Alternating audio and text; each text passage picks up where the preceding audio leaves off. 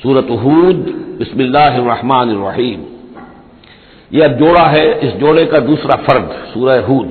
یہاں آپ دیکھیں گے کہ برعکس ترتیب ہو جائے گی، 10 رکوعوں میں سے 6 سے زائد انباء الرسل پر مشتمل ہے، اور جس میں سب سے تفصیلی ذکر جو ہے یہ حضرت نوح علیہ السلام کا ہے، اور آخر میں بہت ہی مختصر سا تذکرہ جو ہے حضرت موسیٰ کا ہے۔ باقی جیسے سورہ اعراف میں ایک ایک رکوع ایک ایک رسول کے لیے، وہی ترتیب آپ یہاں دیکھیں گے۔ بسم اللہ الرحمن الرحیم، الف لام را، کتاب احکمت آیاتہ ثم فصلت من لدن حکیم خبیر۔ الف لام را، یہ وہ کتاب ہے جس کی آیات پختہ کی گئی ہیں، مضبوط کی گئی ہیں، پھر ان کی تفصیل کی گئی ہے، انہیں کھولا گیا ہے اس ہستی کی طرف سے جو حکیم اور خبیر ہے، جو کمال حکمت والا اور باخبر ہے۔ اس کا ایک مفہوم یہ ہو سکتا ہے کہ قرآن مجید میں شروع میں جو صورتیں نازل ہوئی ہیں وہ چھوٹی چھوٹی لیکن بہت پروفاؤنڈ، چند الفاظ کے اندر معلوم ہوتا ہے کہ جیسے سورۃ العصر ہے، والعصر ان الانسان لفی خسر الا الذین آمنوا وعملوا الصالحات وتواصوا بالحق وتواصوا بالصبر۔ اب اس میں کل ہدایت موجود ہے، اور امام شافعی کے وہ اقوال جو ہے میں نے اپنے کتابچے میں راہ نجات سورۃ العصر کی روشنی میں وہ سارے درج کیے ہیں کہ لو لم ينزل من القرآن سواها لکفت الناس، اگر صرف یہ سورۃ العصر نازل ہوتی، قرآن میں سے کچھ نہ نازل ہوتا تو بھی ہدایت کے لیے کافی تھی۔ اور لو تدبر الناس هذه السورۃ لوسعتهم، اگر لوگ صرف اس سورت پر تدبر کریں، غور کریں، تو یہ ان کی ہدایت کے لیے کافی ہو جائے گی۔ تو ابتدائی صورتیں اور آیتیں بڑی محکم، لیکن اس کے بعد تفصیل انہی کی بیان ہوئی ہے۔ اللہ تعبدوا الا اللہ، یہ کتاب کس پیغام کے ساتھ آئی ہے؟ نہ پوجو کسی کو سوائے اللہ کے۔ اننی لکم منہ نذیر و بشیر، یقیناً میں ہوں تمہارے لیے اس کی جانب سے خبردار کرنے والا اور بشارت دینے والا۔ یہ دو الفاظ بار بار آ رہے ہیں، بشیر اور نذیر، نذیر اور بشیر۔ وما نرسل المرسلین الا مبشرین ومنذرین، رسلا مبشرین ومنذرین لئلا یکون للناس علی اللہ حجۃ بعد الرسل وکان اللہ عزیزا حکیما۔ وان استغفروا ربکم، اور یہ کہ اپنے رب سے استغفار کرو، معافی چاہو۔ ثم توبوا الیہ، اور پھر اس کی جناب میں رجوع کرو، اس کی طرف بڑھو۔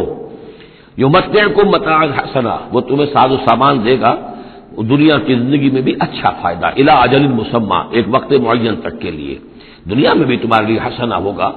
ویؤت کل ذی فضل فضلہ، اور ہر صاحب فضل کو اس کے حصے کا فضل عطا کرے گا۔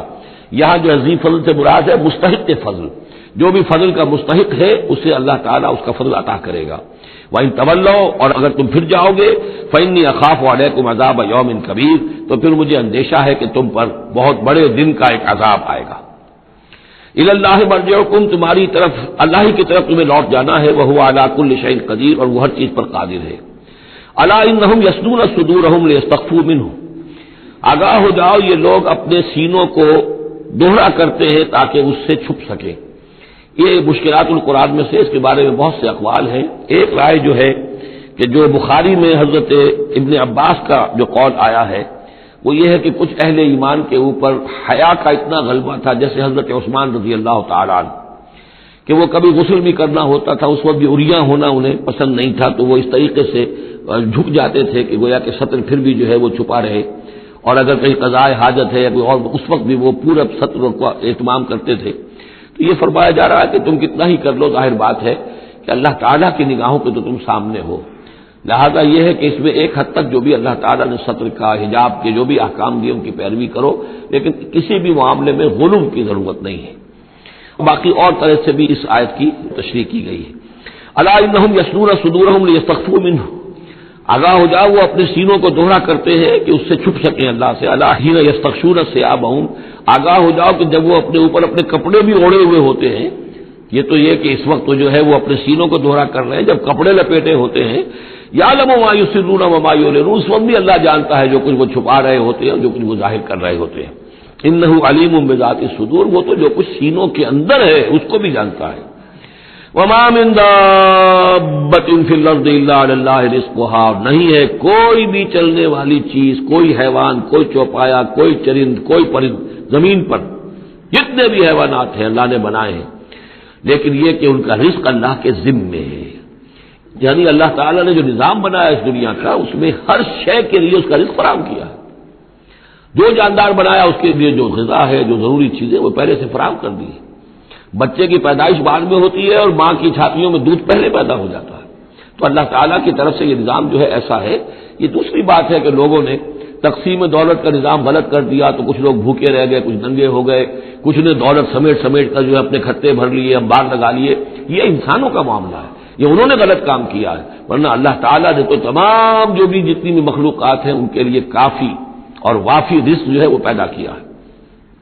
وما من دابۃ فی الارض الا علی اللہ رزقها ویعلم مستقرها ومستودعها، اور وہ جانتا ہے اس کے مستقل قیام کی جگہ کو بھی اور جہاں وہ عارضی طور پر سونپا جاتا ہے. یہ مستقر اور مستودع پر گفتگو ہو چکی ہے تفصیل کے ساتھ، 3 اقوال اس کے بارے میں بیان کر چکا ہوں سورہ انعام کے ضمن میں. کل فی کتاب مبین، اور یہ سب کچھ ایک کھلی روشن کتاب کے اندر موجود ہے، وہی کتاب جو علم الہی کی کتاب ہے. وَهُوَ الَّذِي خَلَقَ السَّمَاوَاتِ وَالْأَرْضَ فِي سِتَّةِ أَيَّامٍ، اور وہی ہے کہ جس نے پیدا کیا آسمانوں اور زمین کو 6 دنوں میں. وَكَانَ عَرْشُهُ عَلَى الْمَاءِ، اور اس کا تخت تھا پانی پر. لِيَبْلُوَكُمْ أَيُّكُمْ أَحْسَنُ عَمَلًا، تاکہ تمہیں آزمائے کہ کون ہے تم میں سے اچھے عمل کرنے والا. یعنی یہ تخلیق جو ہے اور انسانی زندگی کا جو یہ حصہ جو اس دنیا میں گزرتا ہے، اس کا جو اصل مقصد ہے وہ ہے امتحان. قلزم ہستی سے تو ابھرا ہے مانند حباب، اس دیا خانے میں تیرا امتحان ہے زندگی. باقی یہ کہ کان عرشہ علی الماء، اس کا تخت پانی پر تھا، اس کے معنی کیا ہیں؟ میرے نزدیک اب بھی یہ آیات متشابہات میں سے ہے، لیکن ایک انداز ایسا ہے کہ جس سے محسوس ہوتا ہے کہ شاید وہ اس کی طرف اشارہ کیا جا رہا ہو کہ یہ دنیا جب بنی ہے، یہ زمین جب ٹھنڈی ہونے لگی ہے تو ٹھنڈی ہو کر اس کے بخارات نکلے ہیں، اور وہ اس کے گرد جو فضا بنی ہے، ایٹماسفیئر، اس کے اندر یہ گیسز گئی ہیں. ان گیسز کے اندر جو ہے ہائیڈروجن اور آکسیجن کے ذریعے سے پھر پانی پیدا ہوا ہے، اور طویل عرصے تک بارشیں ہوتی رہی، طویل عرصے تک، لاکھوں سال یہ کہتے ہیں کہ بارش ہوئی ہے. اور چونکہ جب زمین سکڑی ہے تو کہیں سے وہ اونچی ہو گئی، کہیں سے نیچی ہو گئی. سکڑتی ہے کوئی شے تو اس کے اندر نشیب و فراز پیدا ہو جاتے ہیں. تو بارش جب برسی ہے تو پھر یہ کہ سمندر وجود میں آئے ہیں. ابھی کوئی اور مخلوقات نہیں تھی، صرف یہ کہ اس زمین کے اوپر یا یہ کہ وہ پہاڑ تھے اور یا پانی تھا، بلکہ یہ کہ اکثر و بیشتر پانی ہی پانی تھا. پھر یہ کہ پانی اور جہاں پر مٹی پیدا ہوئی اور دلدلی علاقے بنے اور دلدلی علاقوں کے اندر پھر وہ کچھ حیات جو ہے اس کی شکلیں پیدا ہوئی، چاہے وہ نباتاتی حیات تھی اور چاہے وہ حیواناتی حیات تھی. تو وہ جو ایک دور ہے جب کہ ابھی مخلوقات، اس زمینی مخلوقات کے اندر ابھی کوئی شے نہیں آئی تھی، کوئی حیوانات نہیں، کوئی سمندر کے کوئی جانور نہیں، کوئی زمین کے اوپر خشکی کے جانور نہیں.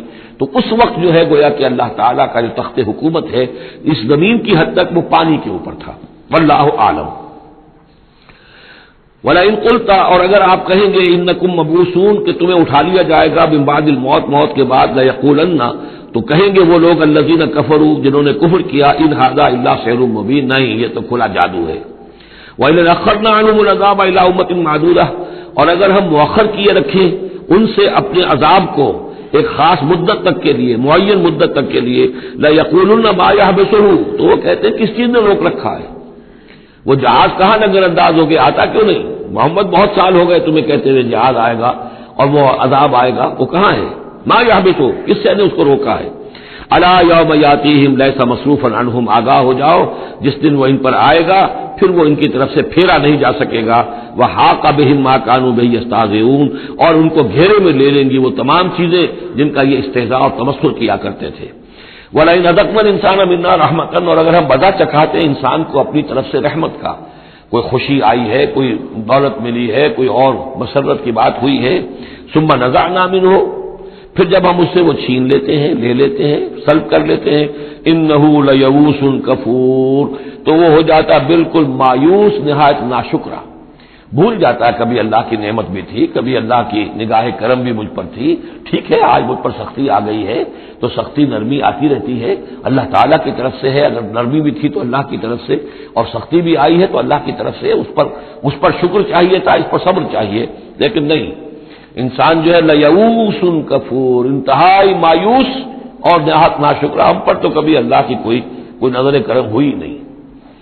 وَلَئِنْ أَذَقْنَاهُ نَعْمَاءَ بَعْدَ ضَرَّاءَ مَسَّتْهُ، اور اگر ہم مزہ چکھائیں اسے نعمتوں کا اس کے بعد کہ کوئی تکلیف اس کو پہنچی ہوئی تھی، لَيَقُولَنَّ ذَهَبَ السَّيِّئَاتُ عَنِّي، تو وہ کہے گا بس جی میرے دل اندر دور ہو گئے، ساری برائیاں اب تو، ساری مصیبتیں ختم ہو گئیں. إِنَّهُ لَفَرِحٌ فَخُورٌ، اب وہ فرح اور فخور بن جاتا ہے، وہ یعنی اتراتا ہے، فخر کرتا ہے اور کہتا ہے میں نے محنت کی، میں نے کوشش کی، میں نے تدبیر کی، دیکھا میں نے یہ شکل کی تھی جس کی وجہ سے کہ میری کاروبار جو بالکل ختم ہو رہا تھا، ڈوب رہا تھا، وہ ٹھیک ہو گیا۔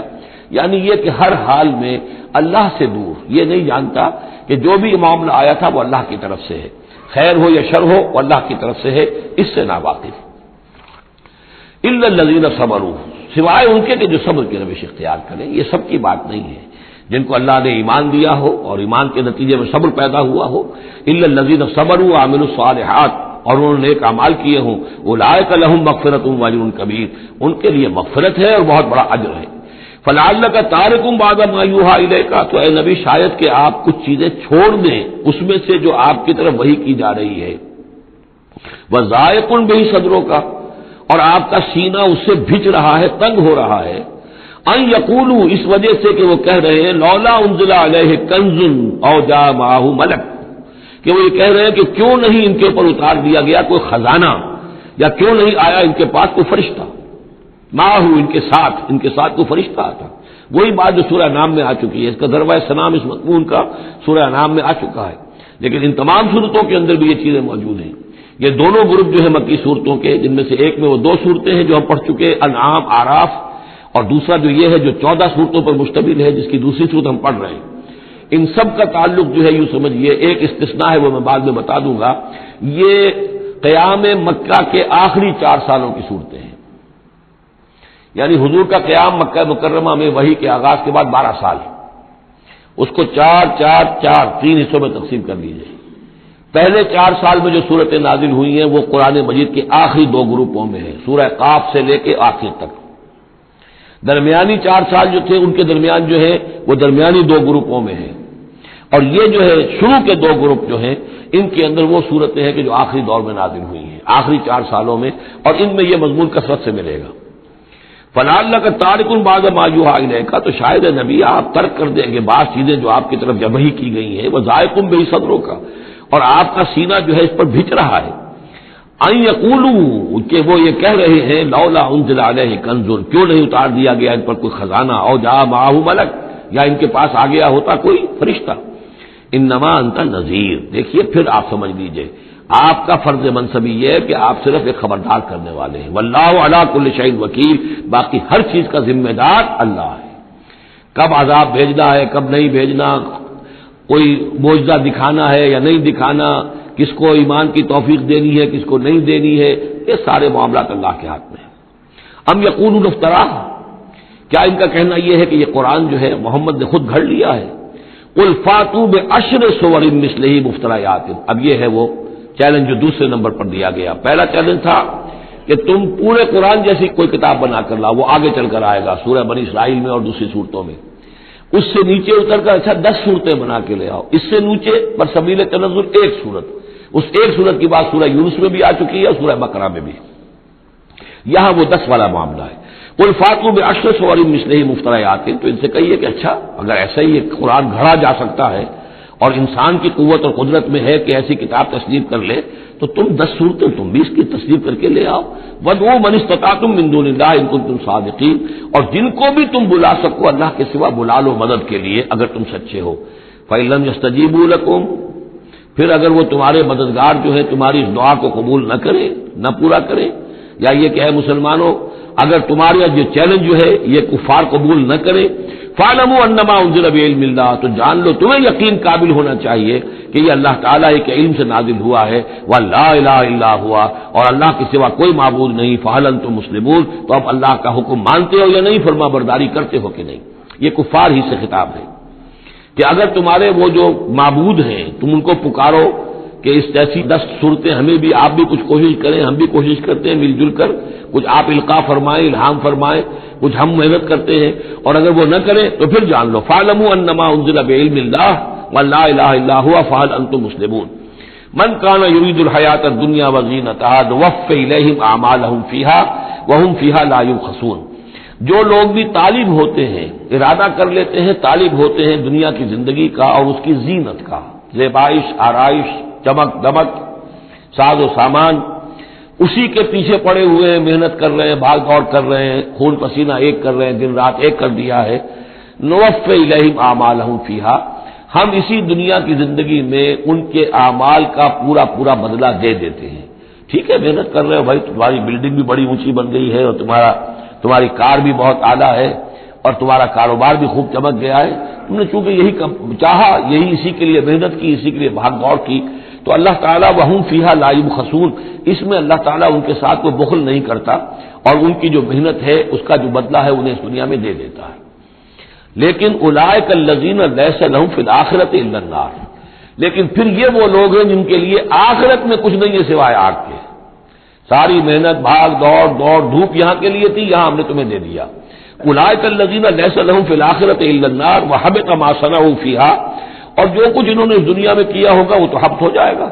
وباطل ما کانوا یعملون، اور جو کوئی جھوٹی سچی نیکی کی ہوگی اپنے دل کو دھوکہ دینے کے لیے وہ بھی بے بنیاد تھی، اس کی کوئی حیثیت نہیں تھی. افمن کان علی بینۃ من ربہ، تو بھلا وہ شخص کہ جو اپنے رب کی طرف سے بینہ پر تھا، اور یہاں بینہ سے مراد ہے فطرت سلیمہ، جس کے بارے میں کئی بار بحث کر چکا. فطرت سلیمہ، انسان کے اندر جو روح ربانی پھونکی گئی ہے اس کی وجہ سے وہ جو فطرت ہے اس کے اندر وہ سارے حقائق موجود ہیں کہ جو حقائق جن کو اجاگر کرنے کے لیے پھر یہ وحی آئی ہے اور اس ڈورمنٹ کانشسنس کو ایکٹیویٹ کرنے کے لیے. تو جس شخص کی وہ فطرت سلیم ہے، قائم ہے، بینہ ہے، روشن ہے، پاک ہے، وَيَتْلُوهُ شَاهِدٌ مِّنْهُ، اور پھر اس کے پیچھے آتا ہے اس کے لیے گواہ. یعنی ایک شخص ہے جس کی فطرت سلیم تھی، حضور صلی اللہ علیہ وسلم ہے، سلیم فطرت، نیک فطرت، عقل سلیم، اور پھر وحی بھی آ گئی، وحی نے گواہی دے دی. گویا کہ دو چیزیں مل گئی، نور علی نور. یہ تمثیل جو ہے سورہ نور میں جا کر مکمل طور پہ سامنے آئے گی. اب من کان علی بینۃ من ربہ ویتلوہ شاہد منہ ومن قبلہ کتاب موسیٰ اماما ورحمہ، اور پھر اس کے علاوہ اس سے پہلے کتاب موسیٰ موجود ہے جو امام بھی تھی، رہنمائی کرنے والی، اور رحمت بھی تھی. یعنی جو دوسری تصدیق ہو رہی ہے وہ تورات سے ہو رہی ہے. تو فطرت محمدی صلی اللہ علیہ وسلم وہ بینہ، وہ روشن خالص. پھر وہی جو آپ پر آ گئی نور علی نور. اور نمبر 3 تورات جو ہے اس کی تصدیق کر رہی ہے، یہ گویا کہ اور اضافی چیز. اولئک یؤمنون بہ، یہی لوگ ہیں کہ جو اس پر ایمان لائیں گے. ومن یکفر بہ من الاحزاب، اور جو اس کا انکار کریں گے، کفر کریں گے اس کتاب کا، من الاحزاب، ان تمام گروہوں میں سے، فرقوں میں سے، چاہے وہ مشرکین مکہ ہوں اور چاہے وہ اہل کتاب ہوں، فالنار موعدہ، تو پھر آگ ہی ان کے وعدے کی جگہ ہے. فلا تک فی مریۃ منہ، تو اے نبی آپ ان کے بارے میں کسی شک و شبے میں نہ رہیں. انہ الحق من ربک، یقیناً یہ حق ہے آپ کے رب کی طرف سے. ولکن اکثر الناس لا یؤمنون، لیکن اکثر لوگ ایمان لانے والے نہیں ہیں. ومن اظلم ممن افترى على الله كذبا، اور کون زیادہ ظالم ہوگا اس سے بڑھ کر کہ جس نے اللہ پر جھوٹ باندھا، گھڑ کر کوئی چیز اللہ کی طرف منسوب کر دی. اولئک یعرضون علی ربهم، یہ وہ لوگ ہیں کہ جو پیش کیے جائیں گے اپنے رب کے سامنے. ویقول الاشہاد، اور لوگ کہیں گے، گواہی دینے والے کہیں گے، ہؤلاء الذین کذبوا علی ربهم، یہ وہ لوگ ہیں جنہوں نے جھوٹ کہا تھا اپنے رب پر. غلام احمد قادیانی کو کھڑا کیا جائے گا، یہ ہے وہ شخص جس نے جھوٹ اپنی جو ہے باتیں منسوب کی ہیں اللہ کی طرف، جس نے بھی جھوٹی نبوت کا دعویٰ کیا. ہؤلاء الذین کذبوا علی ربهم، انہوں نے جھوٹ بولا اللہ پر اور تہمت باندھی اللہ پر کہ مجھ پر وہی بھیجی ہے. الا لعنۃ اللہ علی الظالمین، آگاہ ہو جاؤ ایسے ظالموں پر اللہ کی لعنت ہے. الذین یصدون عن سبیل اللہ، جو اللہ کے راستے سے روکتے ہیں. وَيَبْغُونَهَا عِوَجًا، اور اس میں کجیاں نکالتے ہیں، ڈھونڈتے ہیں، مین میخ نکالتے ہیں تاکہ لوگ جو ہے اس راستے کو اختیار نہ کریں. وَهُمْ بِالْآخِرَةِ هُمْ كَافِرُونَ، اور آخرت کے وہ بالکل انکاری ہیں اور منکر ہیں. اور اصل تو ان کی بیماری یہی ہے، آخرت کا انکار ہے، جس کی وجہ سے کہ ان کی عقلوں پر پردے پڑے ہوئے ہیں. آخرت سے جو ان کی بے رغبتی ہے، لا یرجون لقاءنا، جو سورہ یونس میں ہم نے بار بار پڑھا، وہ لوگ کہ جو ہم سے ملاقات کے امیدوار ہی نہیں. یہ ہے اصل میں کہ جو غفلت کی اصل جڑ اور بنیاد ہے. اولئک لم یکونوا معجزین فی الارض، یہ وہ لوگ ہیں کہ یہ ہرگز زمین میں عاجز کرنے والے نہیں ہیں. یہ شکست نہیں دے سکتے حق کو، یہ اللہ تعالیٰ کو شکست نہیں دے سکتے، اللہ کے رسول کو شکست نہیں دے سکتے. لم یکونوا معجزین فی الارض وما کان لهم من دون اللہ من اولیاء، اور نہ ہی ان کے اللہ کے سوا یا اللہ کے مقابلے میں کوئی مددگار اور حمایتی ہیں. یضاعف لهم العذاب، ان کے لیے تو عذاب بڑھایا جاتا رہے گا، دگنا کیا جاتا رہے گا. ما كانوا يستطيعون السمع وما كانوا يبصرون، اور وہ اس لیے کہ نہ تو وہ سننے کی صلاحیت رکھتے تھے اور نہ دیکھتے تھے، اندھے اور بہرے ہو گئے تھے. صم بکم عمی فهم لا يرجعون، اس لیے اب ان کے لیے عذاب جو ہے بڑھایا جاتا رہے گا. اولئک الذین خسروا انفسهم، یہ وہ لوگ ہیں جنہوں نے اپنے آپ کو ہلاک کر لیا، تباہ و برباد کر دیا. وضل عنہم ما كانوا یفترون، اور ان سے سب گم ہو کر رہ گئی وہ ساری افترا جو وہ کرتے رہے تھے. وہ کہاں گئے معبود، کہاں گئے من گھڑت خیالات، کہاں ہیں وہ شفعاء، کہاں ہیں وہ چھڑانے والے، وہ سب کے سب جو ضل عنہم ما كانوا یفترون، گم ہو گئے وہ سب کہ جس کا کہ انہوں نے افترا کیا تھا. لا جرم انہم فی الآخرۃ هم الاخسرون، تو اب اس میں کیا شک ہے کہ آخرت میں سب سے بڑھ کر خسارہ پانے والوں میں وہی ہوں گے. اکثر جو ہے افل کے بنا پر افل التفضیل. ان الذین آمنوا وعملوا الصالحات، اس کے برعکس سائملٹینیس کنٹراسٹ کا قاعدہ، اس کے برعکس وہ لوگ جو ایمان لائے اور جنہوں نے نیک عمل کیے، واخبتوا الی ربہم، اور جو اپنے رب کے سامنے جنہوں نے عاجزی کی، گڑ گڑاتے رہے، تضرع اختیار کیا. اولئک اصحاب الجنہ، یہ ہوں گے جنت والے، ہم فیہا خالدون، وہ رہیں گے اس میں ہمیشہ ہمیش. مثل الفریقین کالاعمی والاصم والبصیر والسمیع، یہ جو دو گروہ ہیں، یہ فریقین ہیں، ایک اہل ایمان ہے اور ایک وہ ہے مشرک اور کافر. ان کی مثال ایسے ہے کہ ایک طرف تو ایک اندھا اور بہرا ہے، کالاعمی والاصم، اندھا بھی ہے بہرا بھی ہے، اور دوسرا والبصیر والسمیع، جو دیکھتا بھی ہے اور سنتا بھی ہے. هل یستویان مثلا، کیا یہ برابر ہے مثال کے اعتبار سے؟ افلا تذکرون، تو کیا وہ نصیحت اخذ نہیں کرتے؟ وَلَقَدْ أَرْسَلْنَا نُوحًا إِلَىٰ قَوْمِهِ إِنِّي لَكُمْ نَذِيرٌ مُّبِينٌ أَلَّا تَعْبُدُوا إِلَّا اللَّهَ إِنِّي أَخَافُ عَلَيْكُمْ عَذَابَ يَوْمٍ أَلِيمٍ. صدق اللہ العظیم. سورہ ہود میں بھی اب جیسا کہ پہلے عرض کیا جا چکا ہے 6 رکوع جو ہیں انباء الرسل پر مشتمل ہیں. جیسا کہ اس سے پہلے کئی مرتبہ عرض کر چکا ہوں، یہ 6 رسولوں کے حالات ہیں جو قرآن مجید میں کئی بار آئے ہیں. سب سے پہلے حضرت نوح علیہ السلام، پھر حضرت ہود، پھر حضرت صالح، پھر حضرت لوط، پھر حضرت شعیب اور پھر حضرت موسیٰ علیہ السلام. تو یہ جو نقشہ آپ کے سامنے اس وقت موجود ہے، اس سے آپ کو اندازہ ہو جائے گا کہ یہ پورا یوں سمجھیے ارض القرآن ہے. یہ قرآن مجید میں جن رسولوں کے حالات آئے ہیں وہ سب کے سب جو ہیں وہ اس خطے کے اندر وہ مبعوث کیے گئے. یہ داہنی طرف جو ہے وہ بحر جو خلیج فارس ہے، یہ خلیج فارس سیدھا اوپر اگر لکیر چلی جائے گی اور ادھر سے یہ جو بحر قلزم ہے، اس کے جو یہ اوپر جا کے 2 کھاڑیاں بن گئی ہیں، تو وہ جو ہے خلیج عقبہ آخر میں اوپر اس سے لکیر جائے گی. تو یہ دونوں لکیریں جہاں جا کر مل جائیں گی، وہ اس نقشے میں ابھی نظر نہیں آ رہا، ذرا نیچے کیجیے تو شاید نظر آ جائے گا. یہ جگہ ہے جہاں پہ وہ سرخ نشان بنا ہوا ہے. یہ علاقہ ہے جہاں کہ حضرت نوح علیہ السلام کی قوم آباد تھی، اور معلوم ہوتا ہے کہ اس وقت تک نسل انسانی صرف اسی علاقے میں تھی. یہیں پر عذاب آیا ہے، بہت بڑا جو طوفان آیا ہے، اور اسی سے ذرا اور اوپر چل کر شمال کی طرف پہاڑی علاقہ ہے کوہ ارارات، اور اسی میں کوہ جودی ہے. یہ علاقہ ہے وہ کہ جس کے اندر حضرت نوح علیہ السلام کی قوم آباد تھی. اس کے بعد جب وہ حضرت نوح علیہ السلام اور ان کے جو بھی بیٹے تھے وہ بچ کر جب آباد ہوئے ہیں، تو پھر ان کا ایک بیٹا جو ہے حضرت سام، وہ عراق میں آ کر آباد ہو گئے. یہ جو سفید صاحب کو نظر آ رہا ہے یہ عراق کا علاقہ ہے، یعنی اسی علاقے سے ذرا نیچے اترے اور عراق میں آباد ہو گئے. حضرت سام کی نسل میں پھر بہت سی قومیں پیدا ہوئی ہیں. تو انہی میں سے پھر ایک قوم ہے جو نیچے آئی ہے جزیرہ نما عرب کے بالکل جنوب میں. یہ جو علاقہ ہے یہاں پر یہ قوم، یہ احقاف کا علاقہ کہلاتا ہے، اور یہاں پر قوم ہود، اس قوم کا نام عاد ہے. حضرت سام کی نسل ہی میں سے کوئی بہت بڑا سردار اٹھا جس کا نام عاد تھا، اور عاد کی اور سے پھر ایک نسل، ایک قوم شروع ہو گئی، وہ اس علاقے میں آباد تھی. اس کے ہاں جب شرک وغیرہ پیدا ہو گئے اور خرابیاں پیدا ہو گئیں تو اللہ تعالیٰ نے بہت سے نبی بھیجے، پھر آخر ایک رسول بھیجا اور وہ حضرت ہود علیہ السلام ہے. ان کی دعوت کو رد کیا، یہ ہلاک کر دیے گئے. یہاں سے حضرت ہود اپنے ان ساتھیوں کو لے کر نکلے اور عرب کے تقریباً وہ وسط میں وہ علاقہ ہجر کا علاقہ کہلاتا ہے، اس علاقے میں آ کر آباد ہو گئے. یہاں ان کے ہاں ایک بڑی شخصیت ابری جس کا نام سمود تھا، تو اس سے یہ قوم سمود مشہور ہوئی ہے. انہوں نے میدانوں کے اندر محل بنائے، اور ساتھ ہی یہ ہے کہ جو پہاڑی علاقہ ہے بہت سخت گرینائٹ راکس ہیں، ان کو تراش کر ان کے اندر بھی مکان بنائے. یہ قوم سمود ہے. تو قوم نوح، قوم ہود، قوم سمود، یہ تینوں قومان جو ہیں حضرت ابراہیم علیہ السلام سے پہلے کی ہیں. اب پھر لوٹیے عراق کی طرف. عراق ہی میں جو قوم باقی رہی انہی میں حضرت ابراہیم علیہ السلام کی بعثت ہوئی ہے. لیکن حضرت ابراہیم علیہ السلام کے بارے میں یہ انداز جو انباء الرسل کا ہے وہ قرآن مجید میں کہیں نہیں ہے. یہاں پہ آپ دیکھیں گے سورہ ہود میں ان کا تذکرہ آئے گا، لیکن وہ قصص النبیین کے انداز میں تذکرہ آئے گا، انباء الرسل کے انداز میں نہیں آئے گا۔ حضرت ابراہیم یہاں سے اور یہاں سے پھر انہوں نے ہجرت کی عراق سے اور شام چلے گئے، پورا صحرا کراس کر کے شام میں جا کر، اور وہاں سے پھر انہوں نے اپنے بیٹے اسحاق کو آباد کیا، وہ جو سرخ نشان نظر آ رہا ہے آپ کو، یہ فلسطین کا علاقہ ہے۔ ایک بیٹے حضرت اسماعیل علیہ السلام کو یہاں مکے میں لا کر آباد کیا۔ اچھا، اس اپنے بھتیجے جو حضرت لوط علیہ السلام ان کے ساتھ ہی آئے تھے، ہجرت کی تھی انہوں نے، عراق سے اور شام پہنچے تھے، ان کو بھیجا ہے بحیرہ ڈیڈ سی جو ہے، بحیرہ مردار، اس کے کنارے پر یہ شہر آباد تھے، عمورہ اور صدوم، وہاں بھیجا ہے۔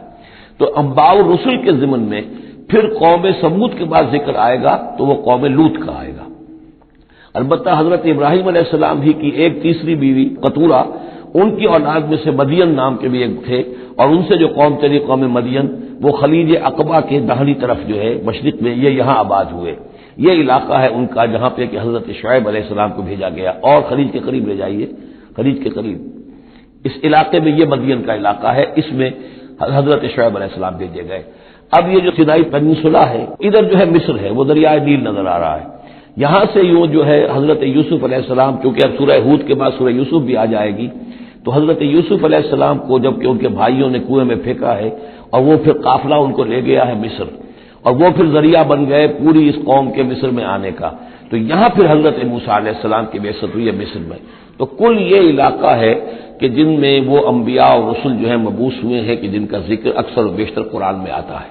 لیکن جیسا کہ میں نے عرض کیا تھا، اس کا یہ مطلب نہیں ہے کہ صرف یہی رسول اور نبی آئے ہیں، دنیا میں اور بھی بہت سے نبی اور رسول آئے، لیکن قرآن میں تذکرہ انہی کا کیا گیا ہے کہ جن کا تذکرہ ان لوگوں کی اپنی روایات میں موجود تھا، جن کے ناموں سے یہ واقف تھے، لہذا انہی کے حوالے سے قرآن تو کتاب ہدایت ہے۔ ویسے تو ایک رسول کے قصے میں بھی وہ ساری ہدایت موجود ہے، اور 6 رسولوں کے قصوں میں بھی وہ ہدایت موجود ہے۔ اس حوالے سے یہ کہ سارے رسولوں کی تاریخ بیان کرنا یہ قرآن مجید کا موضوع نہیں ہے۔ آئیے اب متن کی طرف چلیے۔ وَلَقَدْ أَرْسَلْنَا نُوحًا إِلَىٰ قَوْمِهِ، اور ہم نے بھیجا نوح کو اس کی قوم کی طرف۔ إِنِّي لَكُمْ نَذِيرٌ مُّبِينٌ، انہوں نے کہا میں تمہارے لیے کھلا خبردار کر دینے والا ہوں۔ اللہ تعبدوا الا اللہ، کہ مت پوجو اللہ کے سوا کسی کو۔ انی اخاف علیکم عذاب یوم علیم، مجھے اندیشہ ہے تم پر ایک بڑے دردناک دن کے عذاب کا۔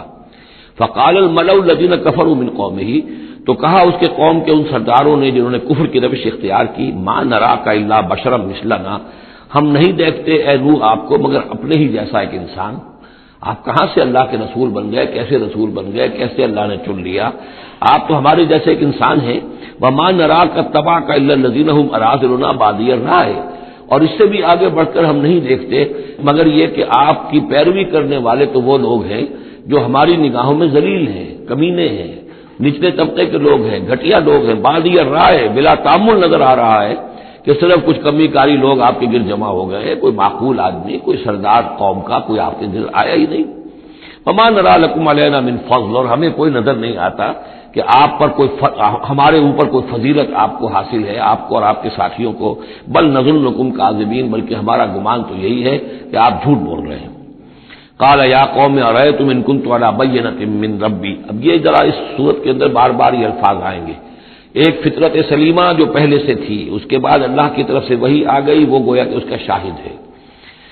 انہوں نے کہا اے میری قوم کے لوگوں ذرا غور کرو، اگر میں پہلے سے بھی اپنے رب کی طرف سے بینہ پر تھا، تم جانتے ہو میں نے زندگی تمہارے مابین گزاری تھی، تم بھی جانتے ہو کہ میں ایک شریف النفس انسان تھا، میرا کردار میرا اخلاق تمہارے سامنے تھا، میں بینہ پر تھا، میری فطرت مس نہیں ہوئی تھی، سلیم تھی۔ وآتانی رحمۃ من عنده، پھر اللہ نے مجھے رحمت بھی عطا فرما دی اپنے پاس سے، یعنی جو وحی آئی ہے میرے پاس وہ اللہ تعالیٰ کی رحمت ہے۔ فأمیت علیکم، اور وہ چیز وہ ہے کہ جس کو تمہاری آنکھوں سے مخفی رکھا ہے، اب میں کیا کروں، فرشتہ میرے پاس تو آتا ہے، وہی میرے پاس آتی ہے، یہ چیز جو ہے میرے تو تجربے میں ہے، بائی پرسنل ایکسپیرینس، لیکن یہ کہ تم سے یہ چھپا کر رکھی گئی ہے۔ انلزمکموہا وانتم لہا کارہون، بہرحال ہم زبردستی چپکا نہیں سکتے اپنی یہ بات آپ لوگوں کو، اگر آپ کو پسند نہیں ہے، اگر بیزار ہیں تو یہ اختیار ہمارے پاس نہیں ہے کہ ہم زبردستی آپ کو ان باتوں کا قائل کر دیں اور یہ باتیں لازماً آپ پر تھوپ دیں۔ بیا قوم لا اسألکم علیہ مالا، اور میری قوم کے لوگوں دیکھو میں تم سے کوئی اجرت نہیں مانگتا، مال طلب نہیں کرتا، کوئی تاوان تم پر نہیں ڈالا ہے۔ ان اجریہ الا علی اللہ، نہیں ہے میرا اجر مگر اللہ کے ذمے۔ وما انا بطارد الذین آمنوا، اور جن کو تم کہہ رہے ہو یہ گھٹیا لوگ ہیں، کمی کاری لوگ ہیں، کمین لوگ ہیں، میں ان کو اپنے پاس سے دھتکار نہیں سکتا، میں یہاں سے کھدیڑ نہیں سکتا ان کو، میں نہیں ہوں کھدیڑنے والا ان کو اپنے پاس سے۔ انہم ملاقو ربہم، یہ اپنے رب سے ملاقات کریں گے، ولکنی اراکم قوما تجہلون، لیکن میں دیکھتا ہوں کہ تم ضرور جہل میں اور جہالت میں مبتلا ہو گئے ہو۔ وَيَا قَوْمِ مَن يَنصُرُنِي مِنَ اللَّهِ إِن طَرَدتُّهُمْ، اور میری قوم کے لوگوں سوچو اگر میں ان اہل ایمان کو اپنے ہاتھ سے ہانک دوں، یہاں سے بھگا دوں، یہاں سے دھتکار دوں، تو کون مدد کرے گا میری اللہ کے مقابلے میں؟ یہ اللہ کے ماننے والے، اللہ کے چاہنے والے، اللہ کا ذکر کرنے والے، اللہ سے دعائیں مانگنے والے، اللہ کے روح انور کے یہ طالب ہیں، اس کی رضا جو ہیں۔ افلا تذکرون، تو کیا تم نصیحت اخذ نہیں کرتے؟ ولا اقول لکم عندی خزائن اللہ، وہی بات جو حضور سے ہم پڑھ چکے ہیں پہلے، اور میں نہیں کہتا تم سے کہ میرے پاس اللہ کے خزانے ہیں، میں نے کب کہا ہے کہ میرا اختیار ہے اللہ کے خزانوں پر؟ ولا عالم الغیب، نہ میں غیب کا علم رکھتا ہوں، ولا اقول انی ملک، نہ میں یہ کہتا ہوں کہ میں کوئی فرشتہ ہوں، ولا اقول للذین تزدری اعینکم، اور نہ میں یہ کہتا ہوں ان لوگوں کے بارے میں جنہیں تمہاری آنکھیں حقیر دیکھ رہی ہیں، تم حقارت کے ساتھ دیکھ رہے ہو، لن یؤتیہم اللہ خیرا، میں تو نہیں کہہ سکتا کہ اللہ تعالیٰ انہیں کوئی خیر نہیں دے گا، کیا پتا تم اندازہ بھی نہ کر سکو کیا مقامات بلند اللہ ان کو عطا کرے گا، جنت میں یہ کس طریقے سے اللہ تعالیٰ کے فراح و ریحان و جنت و نعیم سے جو ہے وہ مشرف ہوں گے۔ ولا اقول انی ملک ولا اقول للذین تزدری اعینکم لن یؤتیہم اللہ خیرا، اللہ اعلم بما فی انفسہم، جو کچھ ان کے جیوں میں ہے، دلوں میں، اللہ خوب جانتا ہے کس کے دل میں کتنا خلوص ہے، کتنی محبت ہے اللہ کے ساتھ، کتنا شوق ہے اللہ سے ملاقات کا، تو یہ اللہ جانتا ہے۔ انی اذا لمن الظالمین، اگر میں تمہارے امتحانوں سے تنگ آ کر میں ان کو اپنے پاس سے اٹھا دوں، بھگا دوں، تو پھر یہ کہ میں تو خود ظالموں میں سے ہو جاؤں گا۔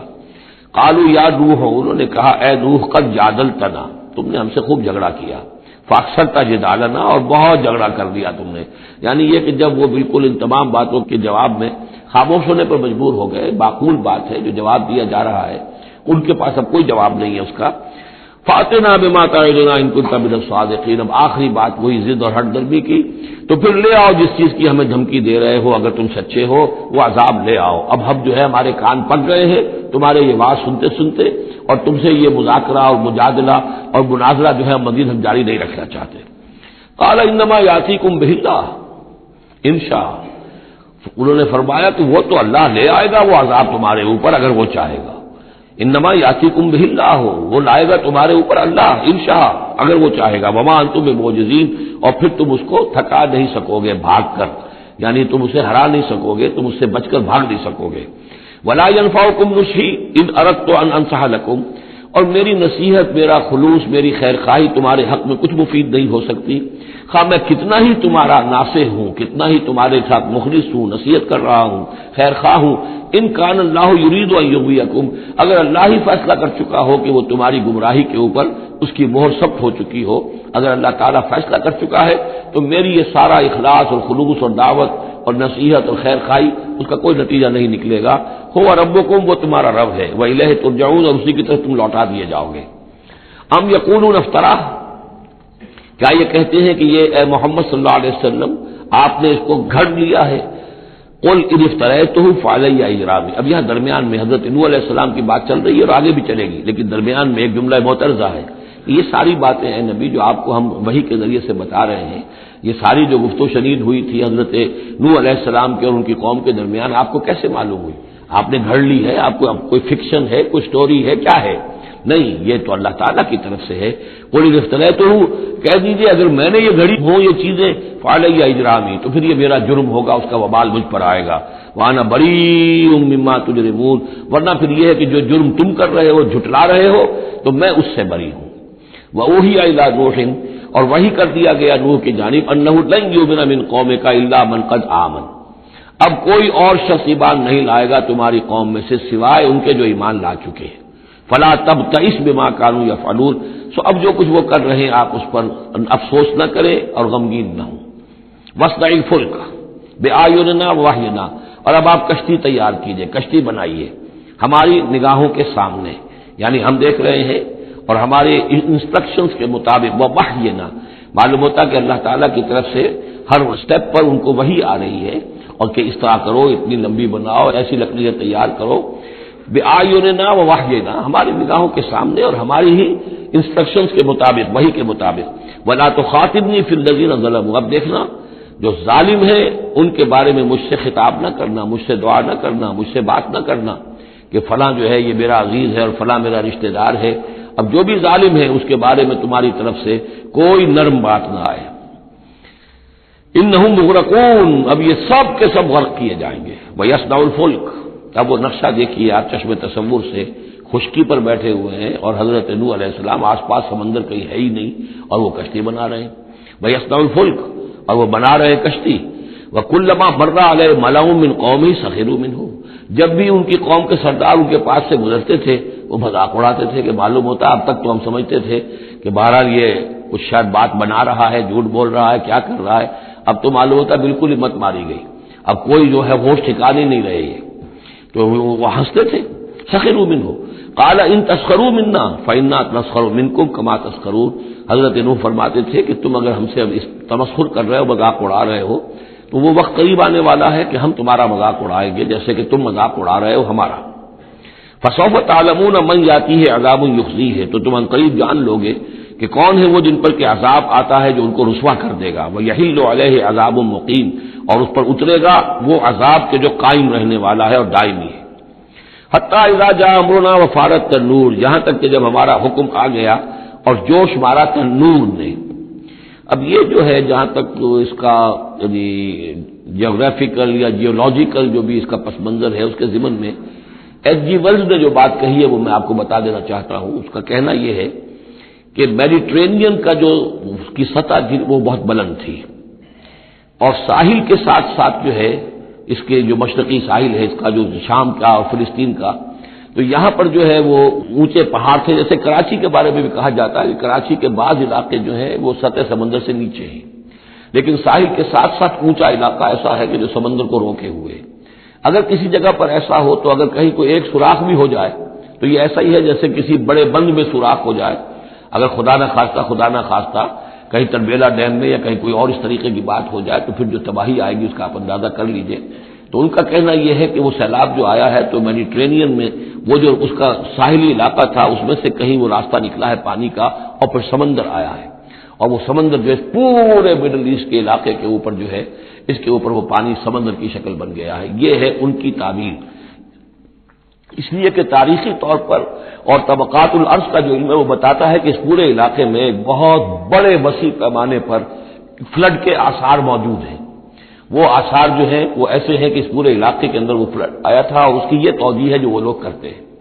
بہرحال اس میں تین چیزیں ہوئی ہیں. ایک تو یہ کہ کسی ایک جگہ سے کوئی تنور ہو سکتا ہے کہ کوئی سوراخ جو ہے، جیسے کہ آپ کو معلوم ہے بڑے بڑے جو بند ہیں ان میں بعض اوقات صرف جو چوہوں کے بل ہوتے ہیں ان کی وجہ سے سوراخ ہو جاتے ہیں. نہروں کے کناروں میں جو بند ٹوٹتا ہے نہر کا، تو کہیں کوئی چوہوں نے کوئی سوراخ کیا ہوتا ہے، اس میں سے پانی بہنا شروع ہوا اور نہر ٹوٹ گئی. اسی طریقے سے ہو سکتا ہے کہ کسی تنور کے اندر سے پہلی مرتبہ پانی نکلا ہو.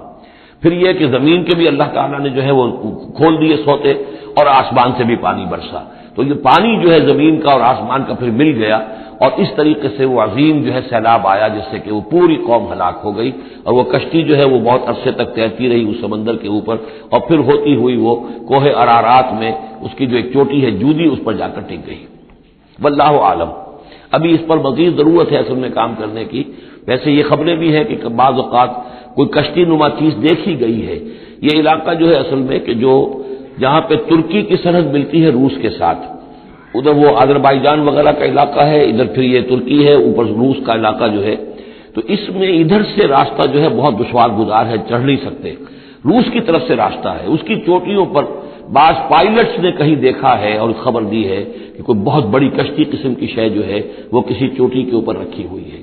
اور قرآن مجید چونکہ بار بار کہتا ہے کہ ہم اسے برقرار رکھیں گے، ایک وقت آئے گا کہ وہ لوگوں کے لیے ایک نشانی بن کر ظاہر ہوگی، تو اس سے معلوم ہوتا ہے کہ وہ کشتی اب بھی وہاں پر موجود ہے اور انسان جو ہے اس تک رسائی حاصل کرے گا. حتی اذا جاء امرنا وفارت التنور، جب ہمارا حکم آ پہنچا اور جوش مارا تنور نے، ابل پڑا تنور. قل نحمل فیہا من کل زوجین اثنین، تو ہم نے کہا اے نوح اپنی اس کشتی میں تمام حیوانات کا ایک ایک جوڑا رکھ لو، واہلک، اور اپنے گھر والوں کو بھی، اپنے گھر والے اہل و عیال کو، الا من سبق علیہ القول، سوائے آپ کے اہل و عیال میں سے وہ کہ جن کے بارے میں پہلے حکم گزر چکا ہے. یہ حضرت نوح کے خاندان میں سے ایک ان کی بیوی اور اسی بیوی کا بیٹا یام، تین بیٹے ان کے ساتھ بچے ہیں جو اہل ایمان تھے، حام، سام اور یافس۔ سام کی اولاد ہے وہ جو نیچے تمام ہمیں ابھی نقشہ دیکھا ہے، حضرت ابراہیم بھی سامی ہے اور یہ قوم عاد بھی سامی، قوم سمود بھی سامی، یہ سیمیٹک ریسز کہلاتی ہیں۔ لیکن یہ کہ حضرت حام کی اولاد، اب وہ اس تفصیل میں نہیں جا سکتا، اور حضرت یافس کی اولاد یہ اور دوسرے علاقوں میں جا کر آباد ہو گئے۔ یہ جو نیچے کی طرف اترے ہیں یہ حضرت سام کی نسل ہے۔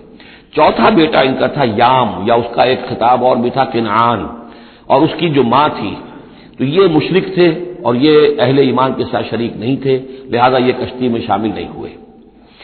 تو آپ اب رکھ لیجئے، سوال کرا لیجئے اپنی کشتی میں، من کل زوجین اثنین، ہر نوع کا ایک ایک جوڑا تمام حیوانات میں سے، وہ اہلک، اور اپنے گھر والوں کو، الا من سبق علیہ القول، مگر سوائے اس کے کہ جن کے اوپر پہلے سے حکم ہو چکا ہے، ومن آمن، اور باقی جتنے بھی اہل ایمان آپ کے ہیں ان سب کو بھی سوار کر لیجئے، وما آمن معه الا قلیل، اور نہیں ایمان لائے تھے ان کے ساتھ مگر بہت ہی کم، نہ ہونے کے برابر۔ قلیل جو ہے انگریزی میں اے لٹل اور دی لٹل، ان دونوں میں جو فرق ہے، یہاں قلیل جو ہے دی لٹل کے معنی میں آیا ہے کہ بالکل نہ ہونے کے برابر۔ وقال اركبوا فيها بسم الله مجريها ومرساها، اور حضرت نوح نے فرمایا اب سوار ہو جاؤ اس میں، اللہ کے نام کے ساتھ ہی ہے اس کا چلنا بھی اور اس کا لنگر انداز ہونا بھی، اللہ ہی اس کو چلائے گا بھی جب تک یہ پانی میں تیرتی رہے گی، اور اللہ ہی کے حکم سے یہ لنگر انداز ہوگی جہاں بھی اللہ کی مشیت ہوگی کہ یہ لنگر انداز ہو جائے۔ ان ربی لغفور الرحیم، یقین میرا رب غفور اور رحیم ہے۔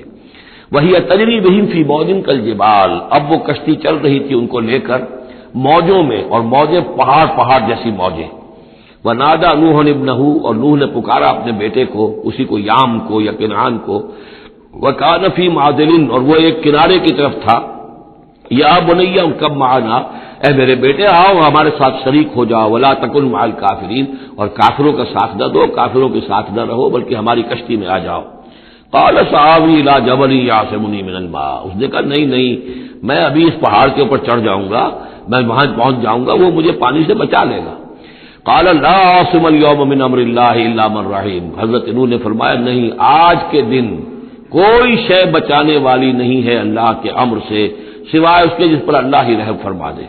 وحال بینہم الموج، اور اسی گفتگو کے دوران ایک بڑی سی موج حائل ہوئی ان کے مابین، فکان من المغرقین، اور وہ بیٹا جو ہے ان کی نگاہوں کے سامنے غرق ہو گیا۔ وقیل یا ارض ابلعی ماءک، اور کہہ دیا گیا اے زمین اپنے پانی کو نگل جا، واپس پانی زمین کے اندر جذب ہو جائے۔ کتنا وقت لگا ہوگا یہ اللہ بہتر جانتا ہے، لیکن یہ آخر کار جو شکل بنی ہے کہ زمین کے اندر پانی جذب ہو گیا جو زمین سے آیا تھا۔ وَيَا سَمَاءُ أَقْلِعِي، اور اے آسمان تو بھی اب تھم جا، جو بھی بارش آنی تھی اس طوفان کے لیے اس کو بھی اختتام کا حکم ہو گیا۔ وَغِيضَ الْمَاءُ، اور پانی سکھا دیا گیا۔ وَقُضِيَ الْأَمْرُ، اور فیصلہ چکا دیا گیا۔ وَاسْتَوَتْ عَلَى الْجُودِيِّ، اور وہ کشتی جو ہے جودی پہاڑ کے اوپر جا کر رک گئی۔ وَقِيلَ بُعْدًا لِلْقَوْمِ الظَّالِمِينَ، اور کہہ دیا گیا ہلاکت اور دوری ہے اس قوم کے لیے کہ جو ظالم تھی، یعنی اب اس کا نسیہ منسیہ ہو گئی، اب اس کا نام و نشان موجود نہ رہا۔ وَنَادَى نُوحٌ رَبَّهُ، اور پکارا نوح نے اپنے رب کو، فقال رب ان ابنی من اہلی، انہوں نے کہا پروردگار میرا بیٹا میرے اہل میں سے تھا اور تیرا وعدہ تھا میرے اہل کو بچا لے گا۔ وَإِنَّ وَعْدَكَ الْحَقُّ، اور تیرا وعدہ سچا ہے۔ وَأَنْتَ أَحْكَمُ الْحَاكِمِينَ، اور یقیناً تو تمام حاکموں میں سب سے بڑا اور سب سے منصف اور سب سے عادل حاکم ہے۔ قال یا نوح انہ لیس من اہلک، انہوں نے اللہ نے جواب دیا اے نوح وہ تمہارے اہل میں سے نہیں ہے۔ انہ عمل غیر صالح، اس کے اعمال، اس کا کردار، اس کے عقائد، اس کے نظریات غیر صالح ہیں۔ فلا تسألن ما لیس لک بہ علم، تو اب مجھ سے ان چیزوں کے بارے میں سوال نہ کرو جس کے لیے تمہارے پاس کوئی علم نہیں ہے۔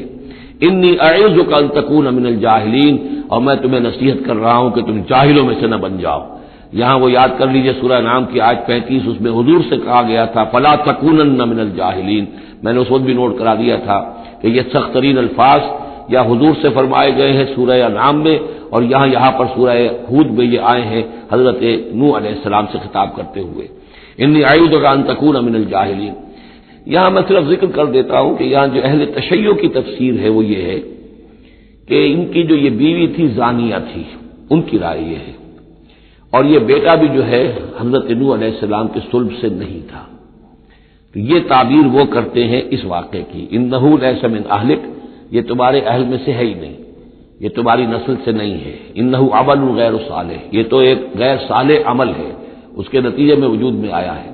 لیکن اہل سنت اس کو تسلیم نہیں کرتے۔ اس کی وجہ یہ ہے کہ جو قاعدہ دیا گیا ہے سورہ نور میں وہ یہ ہے کہ اللہ تعالیٰ صالح لوگوں کے لیے بیویاں بھی دیکھ دیتا ہے، اور جو خبیثات للخبیثین والخبیثون للخبیثات والطیبات للطیبین والطیبین للطیبات، تو یہ چیزیں جو ہے اس کے چونکہ خلاف جاتا ہے، اس لیے یہ کہ صرف مشرک ہونے کی حد تک کہ یہ مشرک تھے ماں بیٹا، اس لیے جو کٹے رہے، تو اسی پر اہل سنت کا اجماع ہے۔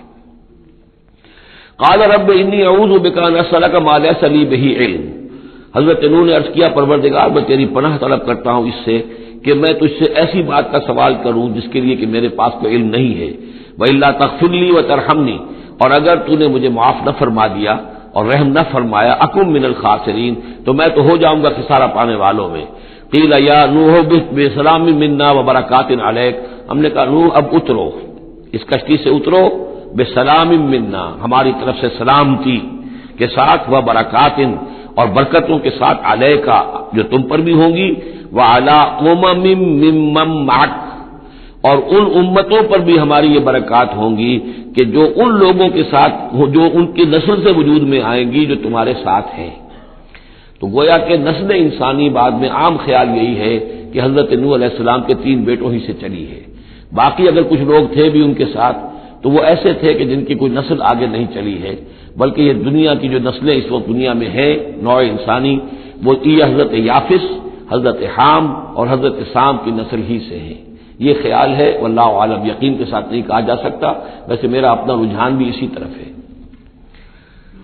حضرت یافس کی اولاد جو ہے وہ یہ جو پہاڑی علاقہ ہے، جیسا کہ ابھی آپ نے نقشے میں دیکھا تھا، اس سے اوپر جو ہے یہ سینٹرل ایشیا کے پہاڑ ہیں، اس پہاڑ کو کراس کیا انہوں نے، اور وہ جو پھر میدانی علاقہ ہے روس کا، اور اس کی طرف سے ہوتے ہوتے وہ سیرائے گوبی سے ہوتے ہوئے چین کا، تو حضرت یافس کی اولاد ادھر پھیل گئی ہے، یورپ سے لے کر اور چائنا تک، یہ سب یافس کی نسل ہے۔ حضرت حام کی اولاد مشرق اور مغرب میں چلی گئی، اسی پہاڑی سلسلے کے دامن میں ہوتی ہوئی، ایک شاخ ان کی ایران ہوتے ہوئے بھارت چلی گئی، انڈیا چلی گئی، سندھ اور ہند، اور ایک شاخ جو ہے سینائی پیننسولا کراس کر کے یہ سوڈان اور مصر چلی گئی۔ یہ ہے حضرت حام کی نسل میں سے۔ یہ عام طور پر جو ہمارے پرانے ماہرین انساب ہیں ان کا کہنا یہ ہے۔ انہی میں سے معلوم ہوتا ہے کہ جو یہ یورپین ہیں، جو کہ انڈو ایرینز جو کہلاتے ہیں، تو یہ ایرینز جو ہے یہ سب حضرت حام کی اولاد میں سے معلوم ہوتے ہیں۔ ان میں سے گریکس بھی ہیں، اور ان میں رومنز بھی ہیں، اور ان میں جرمنز بھی ہیں۔ باقی جو ہے نسلیں جو ہیں یہ اینگلو سیکسنز، یہ ہے حضرت یافسی کے نسل سے، جو اوپر سے جا کر اور یہ اسکینڈینیوین کنٹری سے ہو کر پھر نیچے اترے ہیں یورپ کی طرف۔ تو یہ جو ناردرنرز کہلاتے ہیں، دی نارڈک ریسز، شمالی اقوام جو ہے، اینگلو سیکسنز ان میں سے ہیں، لیکن جو مشرقی یورپ کی یہ اقوام ہیں، یہ اصل میں یہ بھی آریائی نسل جو ہے حضرت حام کی نسل میں سے، واللہ عالم۔ تو یہاں وہ الفاظ آ گئے تھے، قال یا نوح بسلام منا وبرکات علیک وعلی امم ممن معک، ان امتوں اور قوموں پر بھی سلامتی اور برکات جو ان میں سے ہوں گی جو تمہارے ساتھ ہیں، تمہارے ساتھ جو اس کشتی میں سوار ہیں، وامم سنمتعہم، اور کچھ اور قومیں بھی ہوں گی، فرقے ہوں گے جنہیں ہم کچھ سامان دیں گے دنیا کا، ثم یمسہم منا عذاب علیم، اور پھر ان کے اوپر ہماری طرف سے ایک بڑا زبردست عذاب آئے گا، جیسے کہ پھر قوم ہود پر اور قوم صالح پر آیا ہے۔ تلک من انباء الغیب نوحیھا الیک، یہ غیب کی خبروں میں سے ہے جو وحی کر رہے ہیں ہم آپ کی جانب اے محمد صلی اللہ علیہ وسلم۔ وما کنت تعلمها انت ولا قومک، اور نہیں جانتے تھے آپ ان کو، نہ آپ نہ آپ کی قوم ان سے واقف تھی، من قبل ھذا، اس سے پہلے، فاصبر، تو اے نبی صبر کیجئے، ان العاقبۃ للمتقین، یقیناً آخری انجام جو ہے وہ بھلا ہوگا اہل تقوی ہی کا۔ وَإِلَىٰ عَادٍ أَخَاهُمْ هُودًا، یہ سام کی نسل کی ایک شاخ جو نیچے اتری ہے اور یہ پہنچ گئی ہے جزیرہ نما عرب کے تقریباً جو ساؤدرن ڈیزرٹ ہے جو آج کا، اس کے اندر۔ اور عاد کی قوم کی طرف ہم نے بھیجا اخاہم ہودا، ان کے بھائی ہود کو، قال یا قوم اعبدوا اللہ ما لکم من الہ غیرہ ان انتم الا مفترون، انہوں نے کہا میری قوم کے لوگوں تمہارا کوئی الہ اللہ کے سوا نہیں ہے، اور یہ باقی تم نے نام گھڑ لیے ہیں، کوئی اور معبود نہیں ہے، کسی کی حقیقت نہیں ہے۔ یا قوم لا اسألکم علیہ اجرا، اور میری قوم کے لوگوں میں تم سے کوئی اجر کا طالب نہیں ہوں، ان اجری الا علی الذی فطرنی، نہیں ہے میرا اجر مگر اسی کے ذمے جس نے مجھے پیدا فرمایا، افلا تعقلون، تو کیا تم عقل سے کام نہیں لیتے؟ وَيَا قَوْمِ اسْتَغْفِرُوا رَبَّكُمْ، اور میری قوم کے لوگوں اللہ سے استغفار کرو، اپنے گناہوں کی معافی چاہو، توبہ کرو، اس شرک کو اور بت پرستی کو چھوڑو، ثُمَّ تُوبُوا إِلَيْهِ، پھر اس کی جناب میں رجوع کرو، يُرْسِلِ السَّمَاءَ عَلَيْكُم مِّدْرَارًا، وہ آسمان سے تم پر چھاجوں پانی برسائے گا، وَيَزِدْكُمْ قُوَّةً إِلَىٰ قُوَّتِكُمْ، اور تمہاری جو قوت اس نے عطا کی ہوئی ہے اس میں اور قوت کا اضافہ فرمائے گا، وَلَا تَتَوَلَّوْا مُجْرِمِينَ، لیکن یہ کہ روگردانی نہ کرو مجرموں کی طرح اور مجرم بن کر۔ قالوا یا ہود ما جئتنا ببینہ، انہوں نے کہا کہ اے ہود دیکھو تم کوئی ہمارے پاس سند لے کر نہیں آئے، کوئی معجزہ لے کر نہیں آئے، وما نحن بتارکی آلہتنا عن قولک، اور ہم نہیں ہیں اپنے معبودوں کو چھوڑنے والے صرف تمہارے کہنے سے، وما نحن لک بمؤمنین، اور ہم نہیں ہیں تمہاری بات ماننے والے، ان نقول الا اعتراک بعض آلہتنا بسوء، ہم تو یہی کہتے ہیں اس کے سوا اور کچھ نہیں ہمارا خیال کہ ہمارے بعض معبودوں کی جو تم نے کوئی گستاخی کی ہے، ان کی نفی کی ہے، تو ان کی طرف سے تمہیں کوئی تکلیف پہنچ گئی ہے، یعنی تمہارا دماغی توازن ٹھیک نہیں رہا ہے، کوئی آسیب تمہیں ہو گیا ہے، تم پر پھٹکار پڑی ہے ہمارے بعض معبودوں کی۔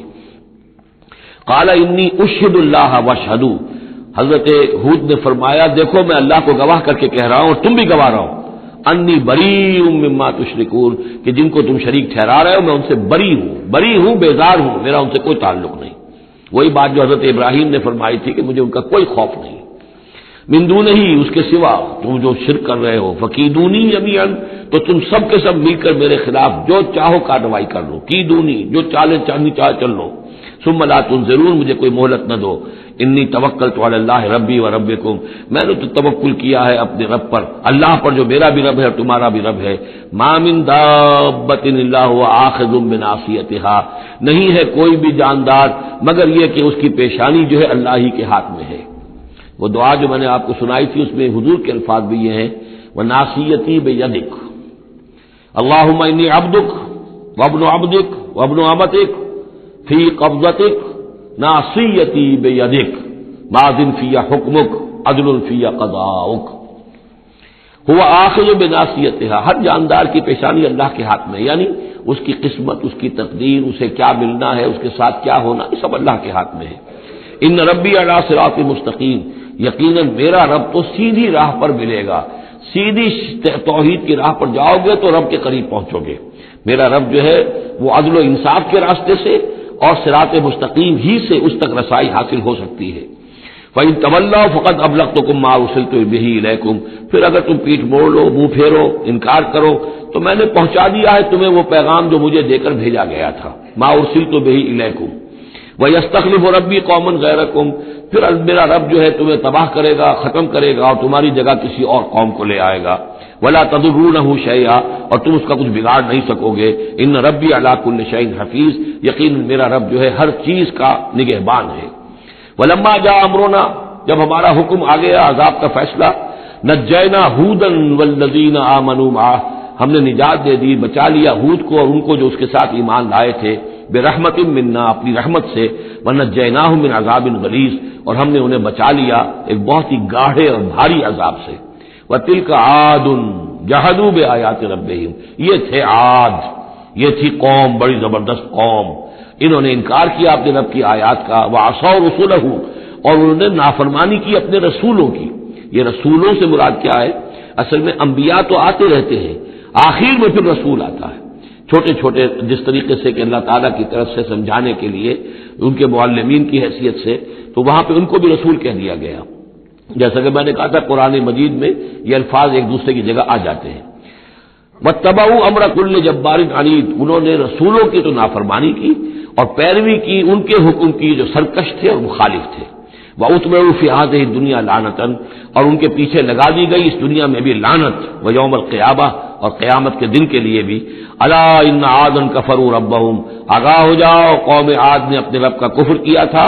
أَلَا بُعْدًا لِعَادٍ قوم ہود، سن لو پھٹکار ہے عاد پر جو قوم ہود تھی جس کی طرف حضرت ہود علیہ السلام کو بھیجا گیا. وَإِلَىٰ ثَمُودَ أَخَاهُمْ صَالِحًا. اب ان میں سے جو لوگ بچے تھے وہ پھر آگے وسطی علاقے کی طرف گئے ہیں اور وہاں ہجر کے علاقے میں جا کے آباد ہوئے. وہاں سمود نام کی ایک بڑی قوم ابھری اور ان کے اندر بھی جب پھر وہی خرابیاں آ گئی, وہی شیطان نے ان کو پٹی پڑھائی, وہی بت پرستی شروع ہو گئی, وہی ان کے معبود ہو گئے, تراش لیے انہوں نے. تو الی ثمود اخاہم صالحا, سمود کی طرف ہم نے بھیجا ان کے بھائی صالح کو. قال یا قوم اعبدوا اللہ ما لکم من الہ غیرہ, انہوں نے فرمایا کہ اے میری قوم کے لوگو اللہ کی بندگی کرو, تمہارا کوئی معبود اس کے سوا نہیں ہے. هو انشاکم من الارض, اس نے تمہیں زمین سے اٹھایا ہے, ابھارا ہے, بنایا ہے زمین سے. واستعمرکم فیہا, اور اس میں تم کو آباد کیا ہے. فاستغفروہ, تو اس سے استغفار کرو, اس سے اپنے گناہ بخشواؤ. ثم توبوا الیہ, اور پھر اس کی جانب میں رجوع کرو. ان ربی قریب مجیب, یقین میرا رب قریب ہے اور دعا کا قبول کرنے والا ہے. قالوا یا صالح قد كنت فینا مرجوا, انہوں نے کہا ہے صالح تم سے تو ہماری بڑی امیدیں وابستہ تھی. ظاہر بات ہے کہ ایک شخص جو ہے جس کو اللہ چنتا تھا اپنے اخلاق میں, سمجھ میں, فہم میں, فطانت میں وہ ممتاز ہوتے تھے, تو ہم سمجھتے تھے تم آباء و اجداد کا نام روشن کرو گے. یہ تم نے کیا کیا؟ تم نے تو کہنا شروع کر دیا کہ آباء و اجداد کے جو طریقے ہیں یہ غلط ہیں, ان کا دین غلط ہے, ان کے عقیدے غلط ہیں, ان کے معبود جن کو ہمارے آباء و اجداد پوجتے آئے ان کی کوئی حقیقت نہیں. ہم توقع کرتے تھے کہ تم قوم کا نام روشن کرو گے, تم آباء و اجداد کے لیے عزت کا اور ان کے لیے مزید جو ہے دنیا کے اندر ان کے ناموری کا سبب ذریعہ بنو گے. قالوا یا صالح قد كنت فینا مرجوا, تم سے تو ہمیں بہت سی امیدیں تھی قبل ھذا, اس سے پہلے. اتنہانا نعبد ما یعبد آباؤنا, یہ کیا ہوا تم ہمیں روک رہے ہو ان چیزوں کو پوجنے سے کہ جن کو ہمارے آباء و اجداد پوجتے تھے. وَإِنَّنَا لَفِي شَكٍّ مِّمَّا تَدْعُونَا إِلَيْهِ مُرِيبٍ, اور یقیناً جس چیز کی طرف تم ہمیں بلا رہے ہو اس کے بارے میں ہمیں شکوک و شبہات ہیں, ہمارا دل اس پر ٹھکتا نہیں ہے. قال یا قوم ارأیتم ان كنت علی بینۃ من ربی, وہی بات انہوں نے کہی, اے میری قوم کے لوگوں سوچو اگر میں پہلے سے بھی اپنے رب کی طرف سے بینہ پر تھا, میری فطرت سلیم تھی, تم دیکھتے تھے کہ میں تمہارے درمیان ایک اچھا آدمی تھا, صاف ستھرا کردار رکھنے والا انسان تھا, میری فطرت صالح تھی. وآتانی منہ رحمۃ, اور اللہ نے پھر مجھے اپنے پاس سے رحمت عطا کر دی, اب وہی آ گئی, نبوت عطا کر دی گئی. فمن ینصرنی من اللہ ان عصیتہ, تو اب اگر میں اللہ کی نافرمانی کروں تو مجھے کون بچائے گا اللہ سے, کون اس کی پکڑ سے مجھے بچا سکے گا. فما تزیدوننی غیر تقصیر, تو تم تو اضافہ نہیں کرو گے میرے لیے مگر خسارے کے اندر. تم چاہتے ہو کہ میں اپنی اس چیز کو چھوڑ کر اور آباء و اجداد کا نام لوں اور ان کے معبودوں کو پوجنا شروع کر دوں, تو تم تو میری تباہی کے در پہ ہو. وَيَا قَوْمِ هَٰذِهِ نَاقَةُ اللَّهِ لَكُمْ آیَةٌ, اور دیکھو میری قوم کے لوگوں یہ اللہ کی اونٹنی ہے, تمہارے لیے ایک نشانی ہے. فَذَرُوهَا تَأْكُلْ فِي أَرْضِ اللَّهِ, اسے چھوڑے رکھو, یہ چرتی رہے اللہ کی زمین میں, جہاں چاہے جہاں سے چاہے کھائے. فَلَا تَمَسُّوهَا بِسُوءٍ, اور دیکھنا کسی برے ارادے سے اس کو ہاتھ نہ لگانا. فَيَأْخُذَكُمْ عَذَابٌ قَرِيبٌ, تو پھر تمہیں آ پکڑے گا وہ عذاب کہ جو اب دور نہیں ہے, قریب ہی ہے. فَعَقَرُوهَا, تو انہوں نے اس کی کونچیں کاٹ ڈالی, اس کو ہلاک کر دیا. فَقَالَ تَمَتَّعُوا فِي دَارِكُمْ ثَلَاثَةَ أَيَّامٍ, حضرت صالح نے فرمایا کہ اچھا ٹھیک ہے, اب تم اپنے گھروں کے اندر جو بھی کھانا پینا ہے, رچنا بسنا ہے, تین دن تک رہ لو اور بس لو. ذَلِكَ وَعْدٌ غَيْرُ مَكْذُوبٍ, یہ وہ وعدہ ہے کہ جو جھوٹا ثابت نہیں ہوگا. فَلَمَّا جَاءَ أَمْرُنَا, تو جب ہمارا وہ فیصلہ آ گیا, ہماری بات آ گئی, ہمارا حکم پہنچ گیا. نجینا صالحا والذین آمنوا معه, ہم نے نجات دی صالح کو بھی اور ان لوگوں کو جو ان کے ساتھ ایمان لائے تھے, برحمت منا, اپنی خاص رحمت سے. ومن خزي یومئذ, اور اس دن کی رسوائی سے ہم نے انہیں بچا لیا. ان ربک هو القوی العزیز, یقیناً آپ کا پروردگار زور والا ہے, زبردست ہے. واخذ الذین ظلموا الصیحۃ, اور ان ظالموں کو, مشرکوں کو, کافروں کو پکڑ لیا ایک ہولناک آواز نے, ایک چنگھاڑ آئی. فاصبحوا فی دیارہم جاثمین, تو وہ اپنے گھروں کے اندر اوندھے پڑے رہ گئے. کأن لم یغنوا فیہا, ایسے ہو گئے جیسے کبھی یہاں آباد تھے ہی نہیں, کبھی یہاں کوئی رہتا تھا ہی نہیں. الا ان ثمود کفروا ربہم, آگاہ ہو جاؤ سمود نے اپنے رب کا کفر کیا. الا بعدا لثمود, آگاہ ہو جاؤ پھٹکار ہے سمود پر. وَلَقَدْ جَاءَتْ رُسُلُنَا بِإِبْرَاهِيمَ بِالْبُشْرَىٰ, اب یہاں حضرت ابراہیم کا ذکر آ رہا ہے. میں نے کہا تھا کہ 3 رسول پری ابراہمک, نوح, ہود, صالح. 3 رسول کو ہم کہہ سکتے ہیں پوسٹ ابراہمک, اگرچہ ان میں سے ایک جو ہے وہ ہم عصر ہیں, حضرت لوط, حضرت ابراہیم علیہ السلام ہی کے بھتیجے ہیں، انہی پر ایمان لائے تھے، ان کے ساتھ ہی انہوں نے ہجرت کی تھی۔ پھر ان کے بعد شعیب، وہ بھی حضرت ابراہیم کی نسل سے ہیں۔ پھر جو بھی بنی اسرائیل تھے ان میں موسیٰ بھیجے گئے، وہ بھی حضرت ابراہیم کی نسل سے ہیں۔ آخری رسول محمد صلی اللہ علیہ وسلم وہ بھی ابراہیم کی نسل سے ہیں۔ لیکن یہ کہ ان میں سے تین کا ذکر کرنے کے بعد اب ابراہیم کا ذکر ہو رہا ہے یہاں سورہ انعام میں۔ وہاں جو پہلا جوڑا تھا حضرت ابراہیم کا ذکر جو ہے وہ اس انباء الرسل میں سے بالکل نکال کر لے گئے تھے، اور وہ قصص النبیین کے انداز میں سورہ انعام میں آ گیا تھا۔ یہاں اس جوڑے میں فرق یہ ہے کہ حضرت ابراہیم کا ذکر بھی یہاں شامل کر دیا گیا، لیکن فرق وہی ہے، یہ وہ انباء الرسل کا نہیں، حضرت نوح، حضرت ہود، حضرت صالح، حضرت لوط، حضرت شعیب کے انداز میں ذکر نہیں ہے، بلکہ ایک انداز ہے کہ حضرت لوط علیہ السلام جن شہروں کی طرف بھیجے گئے تھے اور اس کی وہاں پہ بسنے والوں نے ان کی بات ماننے سے انکار کیا، تو جو عذاب الہی لے کر جو فرشتے آئے تھے جنہیں بھیجا گیا تھا، وہ پہلے آئے حضرت ابراہیم کے ہاں، اور وہاں حضرت اسحاق کی ولادت کی انہوں نے خوشخبری دی حضرت سارہ کو۔ بس یہ ایک واقعہ بیان کیا درمیان میں، ورنہ اصل مسئلہ جو ہے وہ حضرت لوط کا شروع ہوگا۔ انباء الرسل کے اعتبار سے جو معاملہ ہے وہ حضرت لوط کا واقعہ ہے۔ وَلَقَدْ جَاءَتْ رُسُلُنَا إِبْرَاهِيمَ بِالْبُشْرَىٰ، اور ہمارے فرشتادے، ہمارے ایلچی فرشتے ہمارے بھیجے ہوئے آئے ابراہیم کے پاس بشارت دینے کے لیے۔ قالوا سلاما، انہوں نے آ کر کہا سلام۔ قال سلام، حضرت ابراہیم نے بھی سلام کا جواب سلام سے دیا۔ فما لبث ان جاء بعجل حنیذ، تو پھر ذرا بھی دیر نہ کی، فوراً گئے اور ایک تلا ہوا بچڑا ان کی ضیافت کے لیے لا کر سامنے رکھ دیا۔ فلما رأى أيديهم لا تصل إليه، تو جب انہوں نے دیکھا کہ ان کا تو ہاتھ آگے بڑھ ہی نہیں رہا، اس بچڑے کا گوشت کھانے کے لیے آمادہ ہی نہیں ہے، نکرہم، تو اب وہ کچھ کھٹ کے دل میں کہ یہ ہیں کون۔ اس زمانے میں رواج یہ ہوتا تھا کہ دشمن جب آتے تھے کسی کو قتل کرنے کے لیے تو اس کا نمک نہیں چکھتے تھے، نمک خار ہو جائیں گے تو پھر کیسے قتل کریں گے۔ تو ایک تو اندیشہ یہ ہوا کہ یہ کسی برے ارادے سے آئے ہیں جو میری یہ ضیافت قبول نہیں کر رہے۔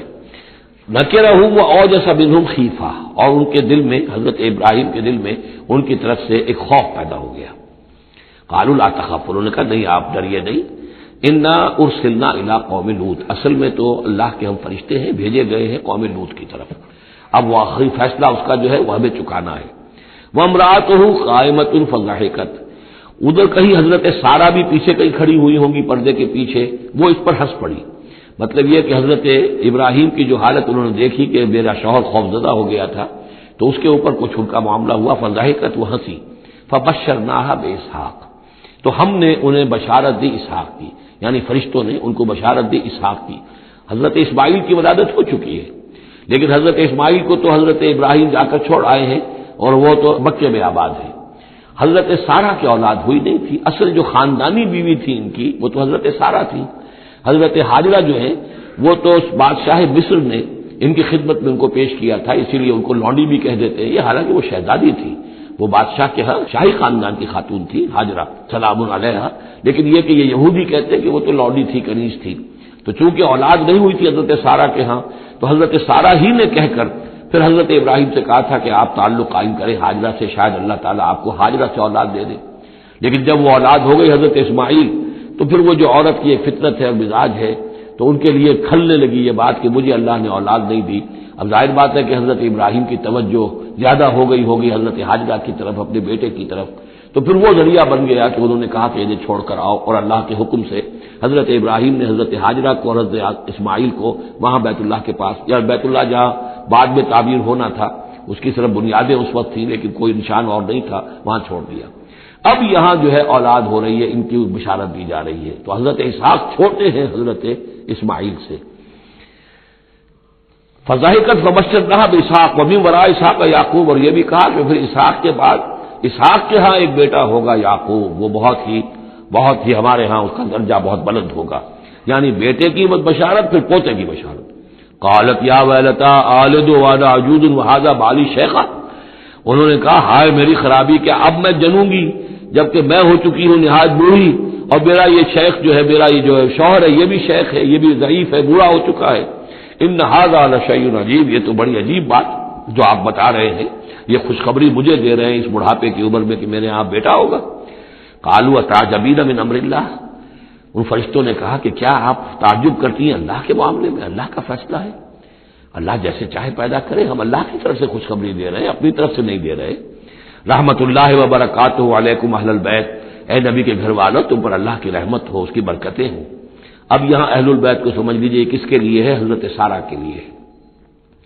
اہل بیت رسول ازواج مطہرات ہیں، ان کی ایکسٹینشن ہے جو حضور نے کہا ہے اللہم ہؤلاء اہل بیتی، اے اللہ یہ بھی میرے اہل بیت ہیں۔ حضرت فاطمہ، حضرت علی، حضرت حسن، حضرت حسین، وہ بھی اہل بیت میں، یہ ایکسٹینشن ہے۔ اہل بیت اصلاً نبی کی بیوی، یہاں پر کس کے لیے آ رہا؟ حضرت سارہ کے لیے۔ گھر والے، ہم کہتے بھی ہیں گھر والے، گھر والے کون ہوتے ہیں؟ گھر والی تو بیوی ہوتی ہے۔ قالوا اتعجبین من امر اللہ رحمت اللہ وبرکاتہ علیکم اہل البیت انہ حمید مجید، یقیناً اللہ حمید ہے اور مجید ہے، بہت بزرگ ہے، بڑائیوں والا ہے، اور اپنی ذات میں ستونہ صفات ہے۔ فلما ذهب عن ابراہیم الروع، جب ابراہیم کا خوف جاتا رہا، وجاءت البشرا، اور یہ بشارت پہنچ گئی، ان کے لیے خوشی کی بات تھی کہ اب سارہ کے ہاں بھی اللہ تعالیٰ بیٹا عطا کرے گا۔ یجادلنا فی قوم لوط، اب اس نے جھگڑنا شروع کر دیا ہم سے قوم لوط کے بارے میں۔ یہ مجادلہ جو ہے یہ تورات میں بڑی تفصیل سے آیا ہے کہ دیکھو تم جو جا رہے ہو، اگر اس شہر کے اندر، ان بستیوں کے اندر 50 آدمی بھی راست باز ہوں گے تو کیا کرو گے؟ کیا پھر بھی ہلاک کر دو گے؟ فرشتوں نے کہا نہیں، اگر 50 آدمی وہاں ہوئے، اگر راست باز ہوئے تو ہم ہلاک نہیں کریں گے۔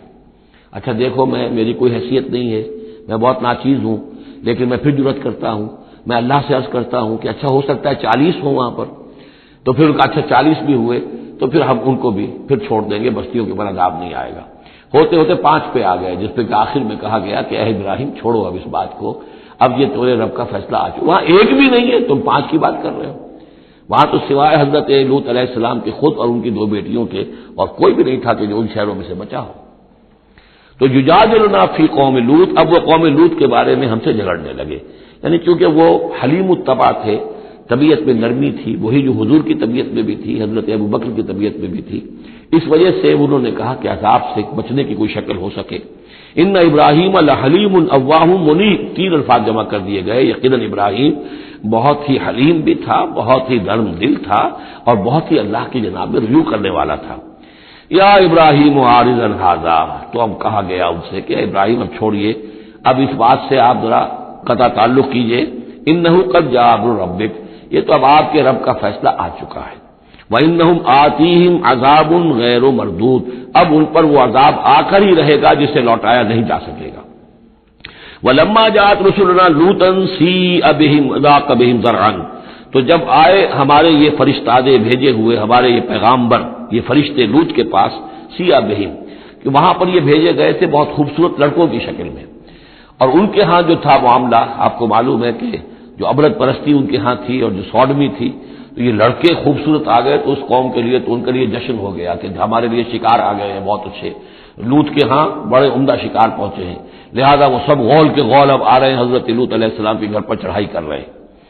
تو جب ہمارے یہ فرشتادہ، ہمارے یہ جو نوجوان لڑکوں کی شکل میں جن کو بھیجا گیا تھا فرشتوں کو، وہ جب پہنچے حضرت لوط کے پاس، سیئ بہم، وہ ان کو دیکھ کر بہت غمگین ہوا کہ یہ بڑا میرے لیے، وضاق بہم ذرعا، ان کا دل بڑا تنگ ہوا، وقال ھذا یوم عصیب، اور انہوں نے کہا یہ تو میرے لیے بڑا سختی کا دن آ گیا ہے، میرے پاس اتنی طاقت نہیں ہے کہ میں ان بدبختوں کا مقابلہ کر سکوں، اپنے ان مہمانوں کو ان کی دستبرد سے میں بچا سکوں۔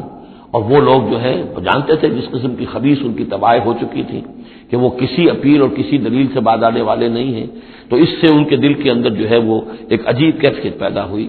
سیء بہم وضاق بہم ذرعا وقال ھذا یوم عصیب وجاءہ قومہ یہرعون الیہ، اور اب آئی اس کی قوم اس کے پاس والہانہ دوڑتی ہوئی، بڑے خوشی سے ناچتے ہوئے آ رہے ہیں کہ آج تو ہمارے لیے جو ہے وہ بہت ہی عمدہ شکار پہنچ گیا ہے۔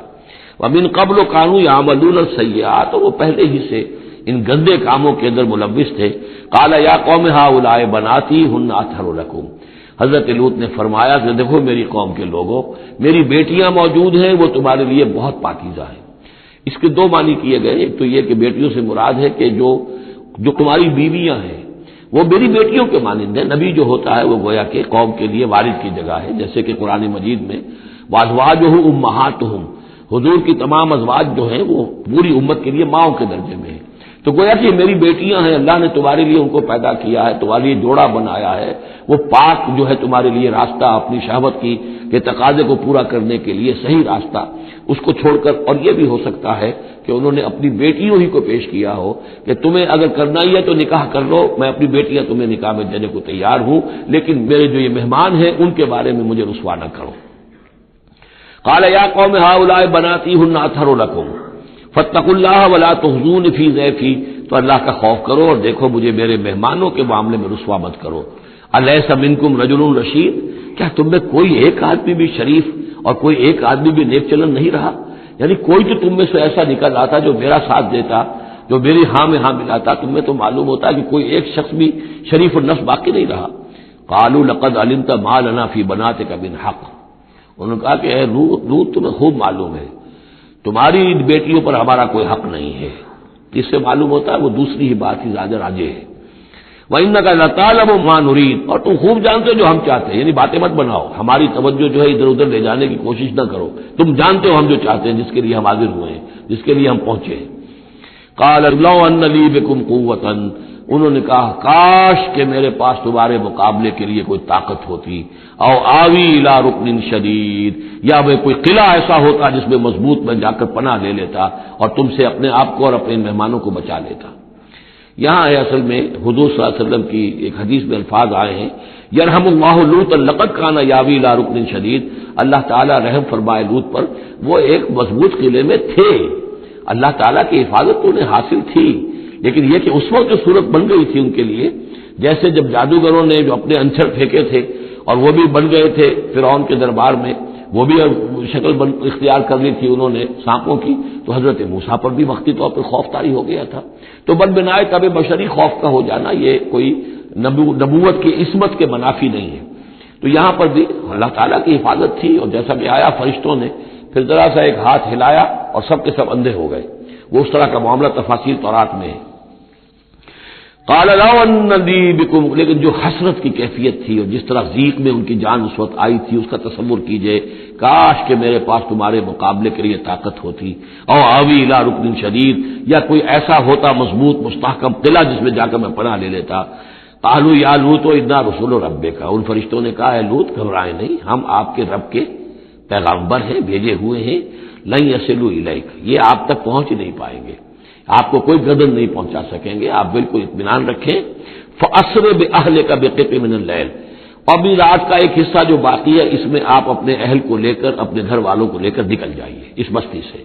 وَلَا يَلْتَفِتْ مِنكُمْ أَحَدٌ، اور کوئی بھی آپ میں سے پیچھے نہ دیکھے، پیچھے توجہ نہ کرے، پیچھے کی طرف کوئی خیال نہ آئے کہ ہمارے دوست تھے اور ہمارے یہ تھے اور ہمارے عزیز تھے، إِلَّا امْرَأَتَكَ، اور آپ کی بیوی بھی ساتھ نہیں جائے گی، وہ بھی یہیں رہے گی۔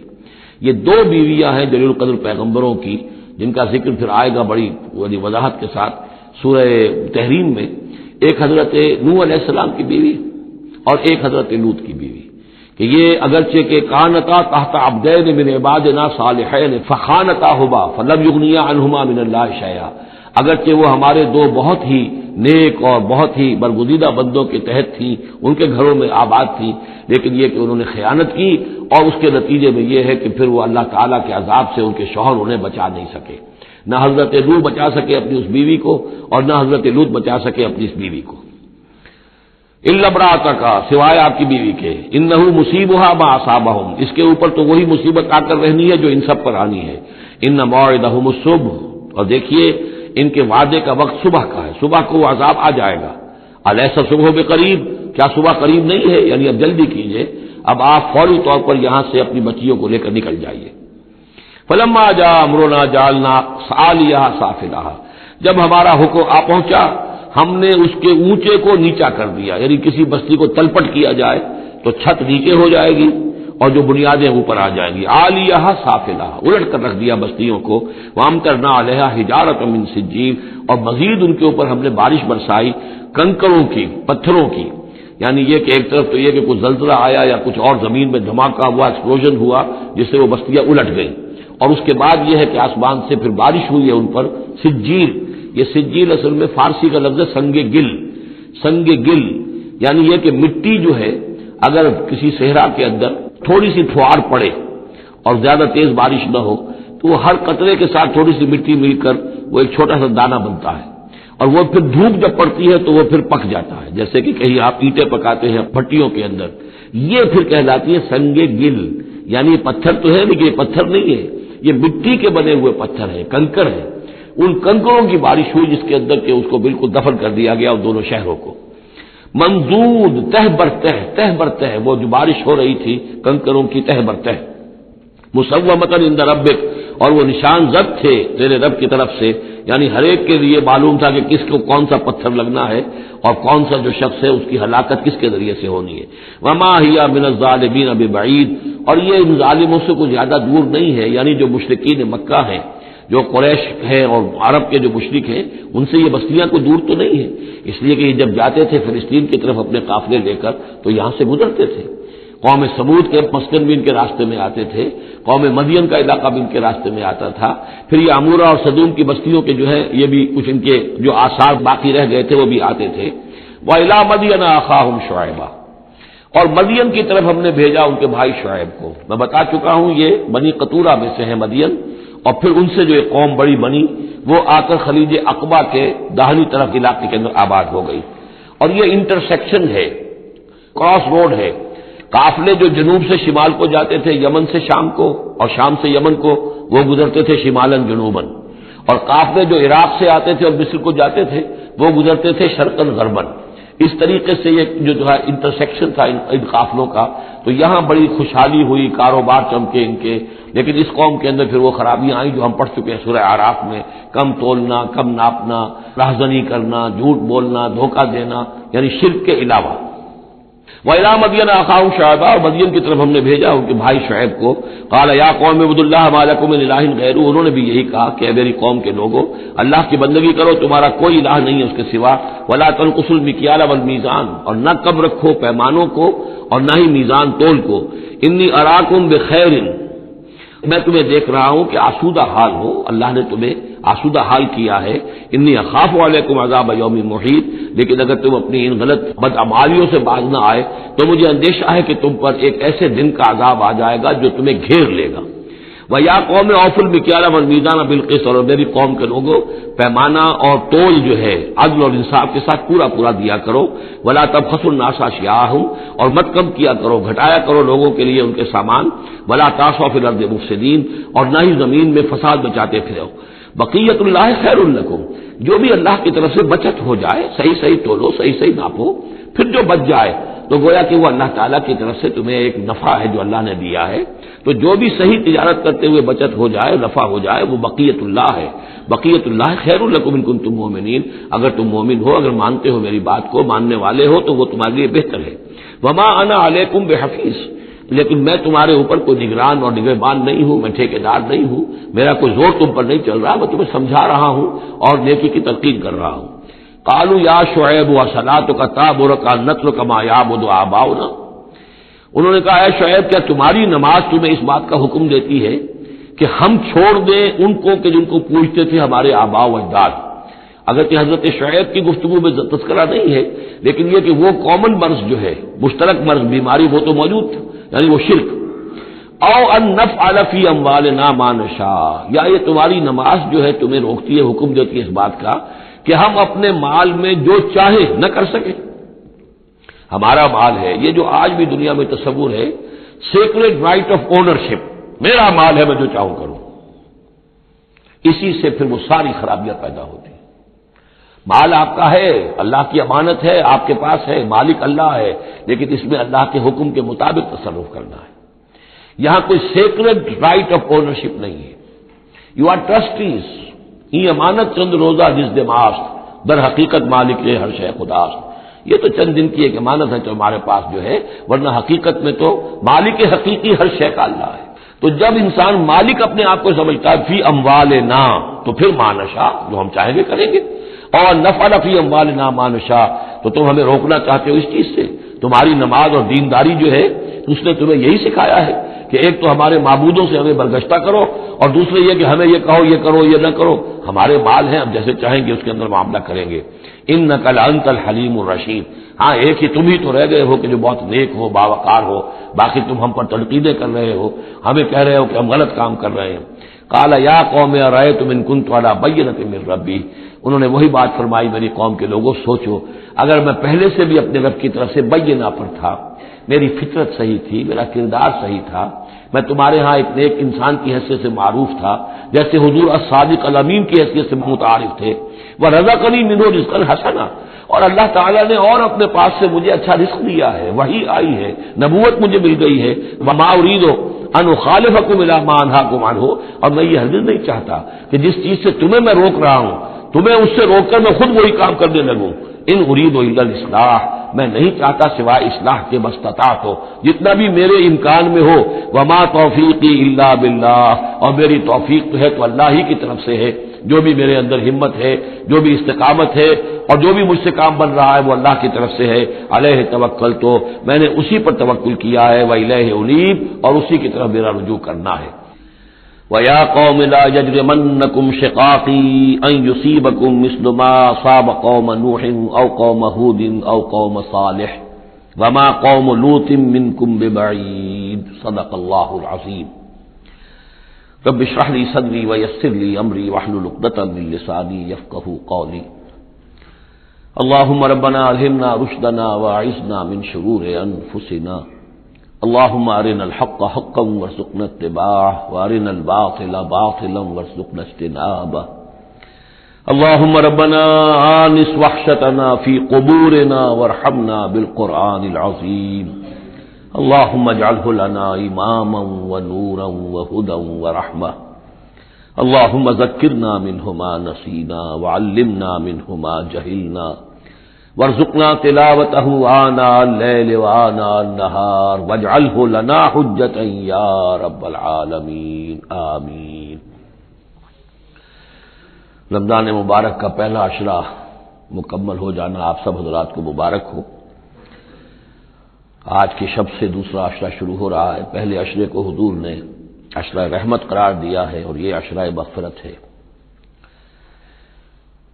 سورہ ہود کے 8ویں رکوع میں جو مضمون چل رہا تھا، حضرت شعیب علیہ السلام اور ان کی قوم کے مابین جو رد و قدح کی تفصیل بیان ہو رہی تھی، اس میں ایک اہم نقطہ آیا ہے، وَيَا قَوْمِ لَا يَجْرِمَنَّكُمْ شِقَاقِي، اور دیکھو اے میری قوم کے لوگوں، تمہیں میری دشمنی، میرا ذاتی بغض اس بات پر آمادہ نہ کر دے کہ تمہارا وہ انجام ہو جائے ان یصیبکم مثل ما اصاب قوم نوح، کہ تم پر بھی وہی عذاب آئے اللہ کا جیسا کہ آیا تھا قوم نوح پر، او قوم ہود، یا جو آیا تھا قوم ہود پر، او قوم صالح، یا جو آیا تھا قوم صالح پر، وما قوم لوط منکم ببعید، اور قوم لوط تو تم سے زیادہ دور بھی نہیں۔ یہ چار جو ہیں قوموں کے اوپر عذاب آ چکا تھا حضرت شعیب علیہ السلام کی قوم پر عذاب آنے سے پہلے، حضرت نوح، حضرت ہود، حضرت صالح، اور جہاں جن شہروں تک حضرت لوط علیہ السلام بھیجے گئے، یعنی سدوم اور عمورہ کی بستیاں۔ اور یہ جو بستیاں تھیں دونوں جن پر عذاب آیا ہے، بعید ہونے کا معاملہ ان کا دونوں اعتبار سے ہے، زمانی اعتبار سے بھی، مکانی اعتبار سے بھی۔ جغرافیے میں بھی ہم نے دیکھ لیا کہ خلیج عقبہ کے مشرقی ساحل کے ساتھ جو ہے علاقہ جو ہے یہ تھا کہ جو اصحاب مدین کا ہے، جن میں شعیب بھیجے گئے، ان سے ذرا ہٹ کر مشرق میں جو ہے بحیرہ بردار ہے، اور بحیرہ بردار کے ساحل کے اوپر یہ شہر آباد تھے۔ تو جغرافیائی اور زمینی اعتبار سے بھی فاصلہ نہیں ہے، زمانی اعتبار سے بھی زیادہ فصل نہیں ہے۔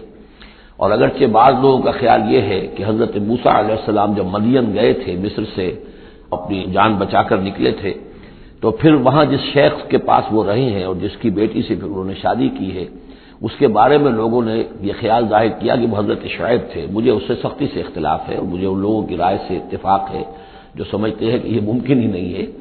حضرت شعیب کی قوم کے اوپر جو عذاب آ چکا تھا، اس کے بعد جو لوگ بچے کھچے وہاں آباد تھے، ان میں کوئی نیک آدمی تھا کہ جس کے پاس حضرت موسیٰ علیہ السلام کا جانا ہوا ہے۔ لیکن یہ کہ بہرحال اتنا فصل کوئی ہزاروں برس کا نہیں ہے ان کے مابین، سینکڑوں برس کا بھی شاید نہ ہو، قریب کا ہے معاملہ، زمانی اعتبار سے بھی اور زمینی اعتبار سے بھی۔ اب جو نقطہ اس میں اہم ہے وہ یہ ہے کہ بسا اوقات کسی شخص کو کسی داعی حق سے ذاتی پرخاش ہوتی ہے، کوئی ذاتی بغض ہے، کوئی ذاتی دشمنی ہے، کسی سبب سے ہے، اس کے نفسیاتی اسباب ہو سکتے ہیں اور بہت سے اسباب ہو سکتے ہیں، اور صرف ایک ذاتی پرخاش کی وجہ سے وہ اس کی دعوت کو رد کرتا ہے، اس کی مخالفت پر کمر بستہ ہو جاتا ہے، اس کی دشمنی اختیار کرتا ہے، نتیجہ کیا ہے؟ اس کا کچھ نہیں بگاڑتا، اپنے آپ کو برباد کر لیتا ہے، اپنی تباہی کو دعوت دیتا ہے۔ تو اے میری قوم کے لوگوں، میری زدم زدہ میں تم کہیں اس انجام سے دو چار نہ ہو جانا، ایسا نہ ہو کہ میرا بغض اور میری عداوت جو ہے وَيَا قَوْمِ لَا يَجْرِمَنَّكُمْ شِقَاقِي أَن يُصِيبَكُم مِّثْلُ مَا أَصَابَ قَوْمَ نُوحٍ أَوْ قَوْمَ هُودٍ أَوْ قَوْمَ صَالِحٍ وَمَا قَوْمُ لُوطٍ مِّنكُم بِبَعِيدٍ وَاسْتَغْفِرُوا رَبَّكُمْ، اور دیکھو استغفار کرو اپنے رب سے، ثُمَّ تُوبُوا إِلَيْهِ، پھر اس کی طرف رجوع کرو، اس کی طرف آگے بڑھو، اس کی اطاعت کرو، اس کی فرمانبرداری کرو۔ ان ربی رحیم ودود، یقیناً میرا رب رحیم بھی ہے، ودود بھی ہے، محبت فرمانے والا ہے۔ قالوا یا شعیب ما نفقہ کثیرا مما تقول، انہوں نے کہا کہ اے شعیب تم جو کچھ کہتے ہو اس کی اکثر بات تو ہماری سمجھ میں نہیں آتی، کیا کہہ رہے ہو تم؟ یعنی یہ کہ ذہنوں کے سانچے اتنے بگڑ گئے ہوتے ہیں کہ سیدھی بات ان میں فٹ بیٹھتی نہیں۔ ما نفقہ کثیرا مما تقول وانا لنراک فینا ضعیفا، ہم تو یہ دیکھ رہے ہیں کہ تم ہمارے اندر کوئی طاقتور آدمی نہیں ہو، کمزور سے آدمی ہو، ہم تو دیکھتے ہیں کہ تمہارے پاس کوئی قوت نہیں ہے۔ ولولا رہتک، اگر نہ ہوتا تمہارا خاندان، لرجمناک، تو ہم تجھے کبھی کا سنسار کر چکے ہوتے۔ اب یہ بات بہت اہم ہے اس وقت، اصل میں یہ جو صورت مکی نازل ہو رہی ہیں، جو حضور کی دعوت اور تحریک جس دور سے گزر رہی تھی اور جو کچھ ہو رہا تھا، وہ اس کا ایک عکس سابقہ انبیاء اور رسل کے حالات میں بھی جو ہے تو وہ اسی دور کی مناسبت سے وہی باتیں نمایاں کی جاتی ہیں۔ یعنی جو تکرار ہوئی ہے ان رسولوں کے حالات کی، وہ تکرار محض نہیں ہے، بلکہ ہر جگہ پر جس دور میں وہ صورت نازل ہو رہی ہے جن میں ان کا تذکرہ ہو رہا ہے، اس دور میں جو خاص مسائل ہیں کہ جو درپیش ہیں محمد الرسول اللہ صلی اللہ علیہ وسلم اور آپ کے صحابہ کو، تو ان کے مناسبت سے جو ہدایت ہے، دل جوئی ہے، مسلمانوں کے لیے رہنمائی ہے، وہ حصہ ان رسولوں کی تعلیمات اور تاریخ کا بیان کیا جاتا ہے۔ اب یہاں مکے میں بھی شکل یہ ہو چکی تھی کہ بقیہ سب قریش جو ہیں وہ حضور کے خلاف جو ہے سخت غیظ اور غضب کے اندر مبتلا تھے، لیکن چونکہ حضور کے چچا ابو طالب یہ خاندان بنی ہاشم کے سردار تھے اور انہیں ذاتی محبت تھی، وہ چاہے ایمان نہیں لائے حضور پر صلی اللہ علیہ وسلم، لیکن ذاتی محبت انہیں اتنی تھی کہ انہوں نے آخری وقت تک سپورٹ کیا ہے۔ اور قبائلی زندگی میں یہ ہوتا ہے کہ اگر کہیں کسی ایک خاندان کے کسی فرد کے اوپر کوئی ہاتھ اٹھایا جائے تو پھر وہ خاندان انتقام لیتا ہے۔ اس کا مطلب یہ ہوتا کہ وہ حضور کے خلاف وہ کوئی اقدام کرتے ہیں تو گویا کہ ان فائٹنگ شروع ہو جائے گی، داخلی خانہ جنگی شروع ہو جائے گی بنو ہاشم کی ان لوگوں کے خلاف کہ جو حضور کو کوئی غضب پہنچائیں، نقصان پہنچائیں۔ یہ تحفظ ملا ہوا تھا محمد الرسول اللہ صلی اللہ علیہ وسلم کو اللہ تعالیٰ کی طرف سے۔ اگر خدا نہ خواستہ ابو لہب ہوتا سردار تو کبھی کا حضور کے خلاف کوئی نہ کوئی اقدام وہ کر چکے ہوتے، لیکن چونکہ خاندان بنی ہاشم کی سرداری اس وقت تھی ابو طالب کے پاس، اور انہیں دلچسپی تھی اور محبت تھی، شفقت تھی حضور کے ساتھ، بلکہ کچھ عرصہ جو ہے حضور ان کے سائے عاطفت کے اندر انہوں نے گزارا بھی تھا۔ اس وجہ سے تو یہ نقشہ دکھایا جا رہا ہے کہ آج قریش کے مقابلے میں جس طریقے سے کہ بنو ہاشم کی سپورٹ اور حفاظت جو ہے وہ حضور کے لیے اللہ تعالیٰ نے اسے قلعہ بنا دیا ہے، یہی معاملہ اس وقت تھا کہ حضرت شعیب کا بھی خاندان ان کا پشت بنا تھا۔ ولولا رہتوں کا، اگر تمہارا خاندان تمہارا پشت بنا نہ ہوتا اور تمہارا ساتھ نہ دے رہا ہوتا، لرجمنا کا، ہم کبھی کہ تمہیں سنسار کر چکے ہوتے۔ وما انت علینا بعزیز، اور ذاتی طور پر تم ہم پر کوئی بھاری نہیں ہو، تو تمہاری کوئی حیثیت نہیں ہے۔ قال یا قوم رہتی اعز علیکم من اللہ، انہوں نے کہا اے میری قوم کے لوگوں، کیا میرا یہ خاندان تم پر زیادہ بھاری ہے اللہ سے؟ میرا پشت بنا تو حقیقتاً اللہ ہے، تم اللہ سے نہیں ڈرتے، میرے خاندان سے ڈرتے ہو۔ ارہتی اعز علیکم من اللہ واتخذتموہم وراءکم ظہریا، اللہ کو تو تم نے اپنی پیٹھوں کے پیچھے پھینکا ہوا ہے، بلایا ہوا ہے۔ یہ بھی بہت ہی اہم نفسیاتی نکتہ ہے۔ ہوتا یہ ہے کہ ہم دنیا میں ایسے مگن رہتے ہیں، اللہ کو ماننے کا عقیدہ تو ہے لیکن اللہ مستحضر نہیں رہتا، یاد نہیں رہتا۔ یہ ہمارا پورا دنیا کا کاروبار چل رہا ہے، کاز اینڈ ایفیکٹ، علل ہیں، اسباب ہیں، ان کے نتائج نکل جاتے ہیں، تو جو کاز اینڈ ایفیکٹ کا جو سلسلہ چل رہا ہے ہم اس میں اتنے گم ہوتے ہیں کہ مسبب الاسباب جو ہے وہ نگاہوں کے سامنے رہتا ہی نہیں۔ یا یہ کہ ہم اپنے کاموں میں اتنے مشغول ہیں، اپنے کام و دہن کی لذت جو ہے وہی ہمیں جو ہے کوئی فرصت نہیں لینے دیتی، یا یہ کہ بنیادی ضروریات جو ہے وہی ہمیں فارغ نہیں ہونے دیتی، لہذا ہم گم ہو جاتے ہیں۔ کافر کی یہ پہچان کہ آفاق میں گم ہے، اور مومن کی یہ پہچان کہ گم اس میں ہے آفاق۔ لیکن یہ کافر کا معاملہ کیا ہوتا ہے؟ اللہ کو مانتے تو وہ بھی تھے، مانتے تھے مشرکین مکہ بھی، مانتے تو سب تھے اللہ کو، لیکن یہ کہ اللہ کو تو انہوں نے اوجھل کیا ہوا تھا، آنکھ اوجھل پہاڑ اوجھل۔ تم اللہ سے نہیں ڈرتے، میرے خاندان سے ڈرتے ہو، واتخذتموہ وراءکم ظہریا، اللہ کو تو تم نے اپنی پیٹھوں کے پیچھے پھینکا ہوا ہے، یعنی اسے تو نسیہ منسیہ کیا ہوا ہے، اس کی طرف تمہارا ذہن ہی نہیں ہے۔ ان ربی بما تعملون محیط، جبکہ میرا رب جو کچھ کہ تم کر رہے ہو اس کا احاطہ کیے ہوئے، تمہارا گھیراؤ کیے ہوئے اللہ، تم اس کی گرفت سے نکل کر نہیں جا سکتے ہو۔ یا قوم اعملوا علی مکانتکم انی عامل، اور اے میری قوم کے لوگوں، کرو جو کچھ کر سکتے ہو اپنی جگہ پر، میرے خلاف جو کر سکتے ہو، جو ریشہ دوانیاں کر سکتے ہو، جو اقدام کر سکتے ہو۔ یہ چیلنجنگ انداز جو ہے ان آخری صورتوں میں آپ کو نظر آ رہا ہے، سورہ نام سے چلا آ رہا ہے، اس لیے کہ وہ کشاکش جو تھی حق و باطل کی وہ اس انتہا کو پہنچ چکی تھی کہ اب حضور صلی اللہ علیہ وسلم کی طبیعت کے اندر بھی وہ بیزاری پیدا ہو چکی تھی۔ اب جو کچھ تم کر سکتے ہو کر لو، انی عامل، اپنا سا جو میں کر سکتا ہوں میں کر رہا ہوں، جو کوشش مجھ سے بن آ رہی ہے میں کر رہا ہوں۔ سوف تعلمون، ان قریب تم جان لو گے، من یاتی ہے عذاب یخزیہ، کون ہے وہ جس پر وہ عذاب آئے گا جو اسے رسوا کر دے گا، ومن ہوا کاذب، اور کون ہے وہ جو جھوٹا ہے، میں جھوٹا ہوں یا تم جھوٹے ہو۔ وارتقبوا انی معکم رقیب، تاکتے رہو، انتظار کرو، میں بھی تمہارے ساتھ اب تاک رہا ہوں، منتظر ہوں۔ ولما جاء امرنا، جب ہمارا حکم آ گیا، نجینا شعیبا، ہم نے نجات دے دی شعیب کو، والذین آمنوا معہ، اور ان کو کہ جو اس کے ساتھ ایمان لائے تھے، برحمت منا، اپنی جانب سے رحمت کے ذریعے، واخذت الذین ظلموا الصیحۃ، اور جو یہ ظالم تھے، گناہ گار تھے، مشرک تھے اور کافر تھے، انہیں آ پکڑا ایک بہت بڑی کڑک نے، فاصبحوا فی دیارہم جاثمین، تو وہ اپنے اپنے گھروں میں اور اپنے ولاز میں اور اپنی کوٹھیوں میں، اپنی حویلیوں میں اوندھے پڑے رہ گئے۔ کأن لم یغنوا فیہا، ایسے ہو گئے جیسے وہ کہیں آباد تھے ہی نہیں۔ الا بعدا لمدین، آگاہ ہو جاؤ، پھٹکار ہے مدین پر، کما بعدت ثمود، جیسے کہ ثمود پر پھٹکار ہوئی۔ وَلَقَدْ أَرْسَلْنَا مُوسَىٰ بِآيَاتِنَا، میں نے عرض کیا تھا کہ اس سورہ مبارکہ میں حضرت موسیٰ کا بس ذکر آئے گا تھوڑا سا جو آ رہا ہے اب، ورنہ یہ 6 رکوع ختم ہوئے انبیاء و رسل کے، ان میں سے 2 رکوع جو تھے وہ حضرت نوح علیہ السلام کے حالات پر مشتمل تھے، اور باقی سب کے لیے ایک ایک رکوع آیا ہے۔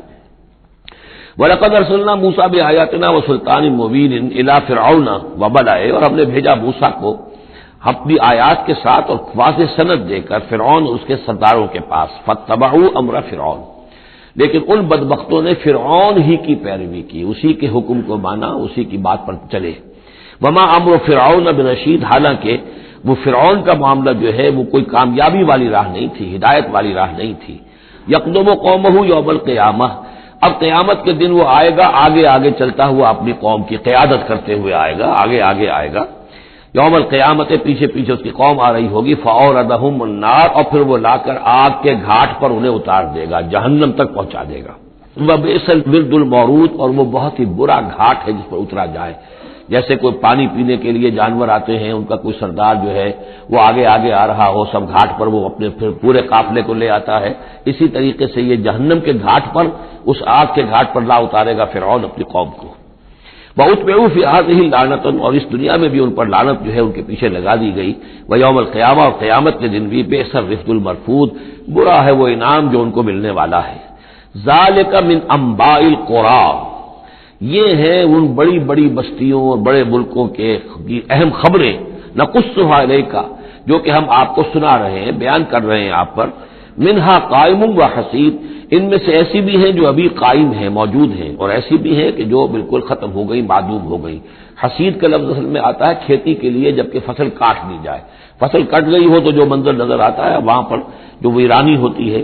تو بعض مقامات تو ایسے ہیں جہاں یہ قومیں آباد تھیں تو اب ان کا نام و نشان تک نہیں رہا، جیسے کہ قوم عاد کہاں تھی، اب ان کا نام و نشان نہیں، اگرچہ ابھی حال ہی میں سیٹلائٹ کے ذریعے سے ان کا جو شہر ہے اور شداد کی جو جنت تھی اس کے آثار مل گئے، لیکن یہ کہ وہ زیر زمین ہے، سطح زمین کے اوپر ان کا کوئی نام و نشان نہیں۔ لیکن یہ کہ جیسے ثمود کے مسکن جو ہے وہ بھی موجود ہیں، منہا قائم و حصید۔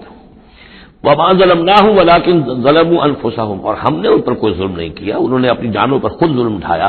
فَمَا أَغْنَتْ عَنْهُمْ آلِهَتُهُمُ الَّتِي يَدْعُونَ مِن دُونِ اللَّهِ، تو کچھ کام نہ آ سکے اور کچھ بچا نہ سکے انہیں ان کے وہ آلہہ، وہ معبود کہ جنہیں وہ پکارا کرتے تھے اللہ کے سوا، من شیء، کچھ بھی۔ لما جاء امر ربک، جب تیرے رب کا حکم آ گیا، وما زادوہم غیر تتبیب، اور انہوں نے کچھ اضافہ نہیں کیا ان کے حق میں مگر تباہی اور بربادی کا۔ وَكَذَلِكَ أَخْذُ رَبِّكَ إِذَا أَخَذَ الْقُرَىٰ، اور ایسے ہی ہوتی ہے پکڑ آپ کے رب کی اے نبی جب وہ پکڑتا ہے بستیوں کو، وہی ظالمۃ جبکہ وہ ظالم ہوتی ہیں، گناہ گار ہوتی ہیں، ان میں گناہ کا اور معصیت کا عام چلن ہو جاتا ہے۔ ان اخذہ علیم شدید، یقیناً اس کی پکڑ جو ہے وہ بڑی دردناک بھی ہے، بڑی سخت ہے، جیسے کہ آخری پارے میں ان بطش ربک لشدید، ان فی ذلک لآیۃ لمن خاف عذاب الآخرہ، یقیناً اس میں نشانی ہے ان کے لیے کہ جو آخرت کے عذاب سے ڈرتے ہوں۔ وہ دن ہے کہ جس کے لیے لوگوں کو لامحالہ جمع کیا جائے گا، وذالک یوم مشہود، اور وہ دن ہے پیشی کا، سب کو پیش ہونا ہے۔ وما نؤخرہ الی اجل معدود، اور ہم اسے ایک وقت معین تک کے لیے مؤخر کیے ہوئے ہیں، ایک وقت معین ہے اس کا، معدود ہے، گنتی کی گئی ہے اس کی، یہ نہیں ہے کہ کبھی نہیں آئے گا، آئے گا وہ دن۔ یوم یاتی، جس دن وہ جبکہ وہ دن آ جائے گا، لا تکلم نفس الا باذنہ، کوئی ذی نفس زبان نہیں کھول سکے گا مگر اللہ کے اذن سے۔ فمنہم شقی و سعید، تو انسانوں میں سے شقی بھی ہوں گے، بدبخت بھی ہوں گے، سعید بھی ہوں گے، نیک بخت ہوں گے۔ فاما الذین شقوا، تو وہ لوگ کہ جو بدبخت ہیں، ففی النار لہم فیہا زفیر و شہیق، وہ آگ میں ہوں گے جس میں ان کو وہاں چیخنا چلانا ہے، ڈھارنا ہے اپنے درد سے، کرب سے۔ خالدین فیہا، اس میں وہ ہمیشہ ہمیش رہیں گے، ما دامت السماوات والارض، جب تک کہ رہے آسمان اور زمین، الا ما شاء ربک، سوائے اس کے کہ جو چاہے تیرا رب۔ یہ ذرا مشکلات القرآن میں سے یہ مقام ہے، یہ واحد مقام ہے کہ جہاں خالدین فیہا ابدا یا خالدین فیہا، اس میں کچھ استثناءات بھی آئی ہیں کہ کب تک یہ رہے گا، جہنم کب تک رہے گی، ما دامت السماوات والارض، جب تک آسمان اور زمین رہے۔ اب اس سے مراد ابدیت بھی ہو سکتی ہے، اور اس میں کوئی اشارہ بھی ہو سکتا ہے کہ شاید کبھی کوئی وقت آئے کہ یہ جو آسمان اور زمین کی ایک تخلیق اللہ نے کی ہے، یہ ایک خاص اس کا نظام ہے، ایک وقت میں آ کر یہ نظام بدل جائے، پھر کوئی اور آسمان کوئی اور زمین تخلیق فرمائے۔ بہرحال اس وقت تک جب تک کہ یہ آسمان اور زمین باقی رہیں گے تو یہ جو جہنمی لوگ جو ہیں وہ جہنم میں رہیں گے۔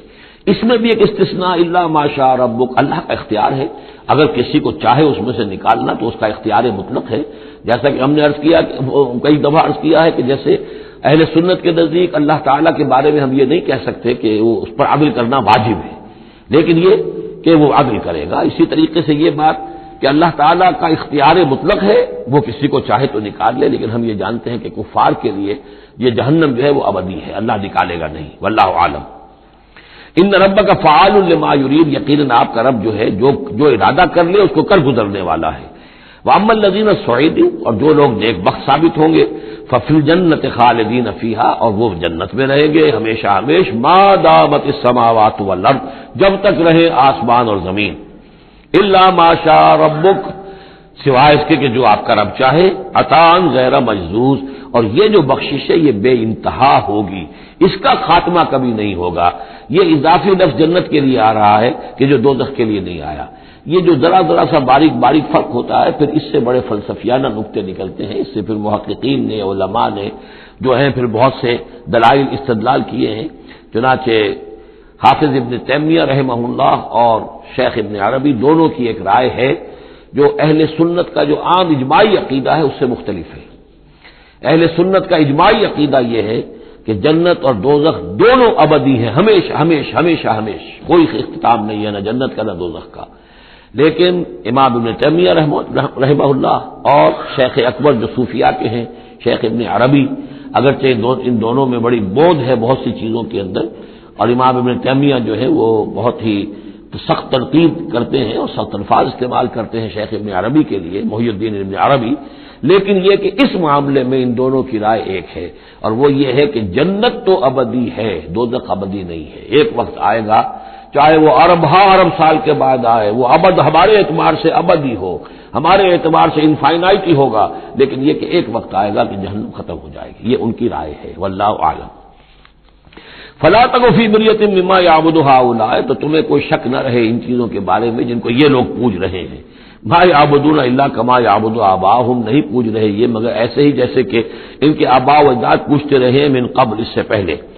وَإِنَّا لَمُوَفُّوهُمْ نَصِيبَهُمْ غَيْرَ مَنقُوصٍ، اور ہم انہیں ان کا جو اجر اور ثواب اور ان کا بدلہ ہے، حق ہے، پورا پورا دے دیں گے بغیر کسی کمی کے۔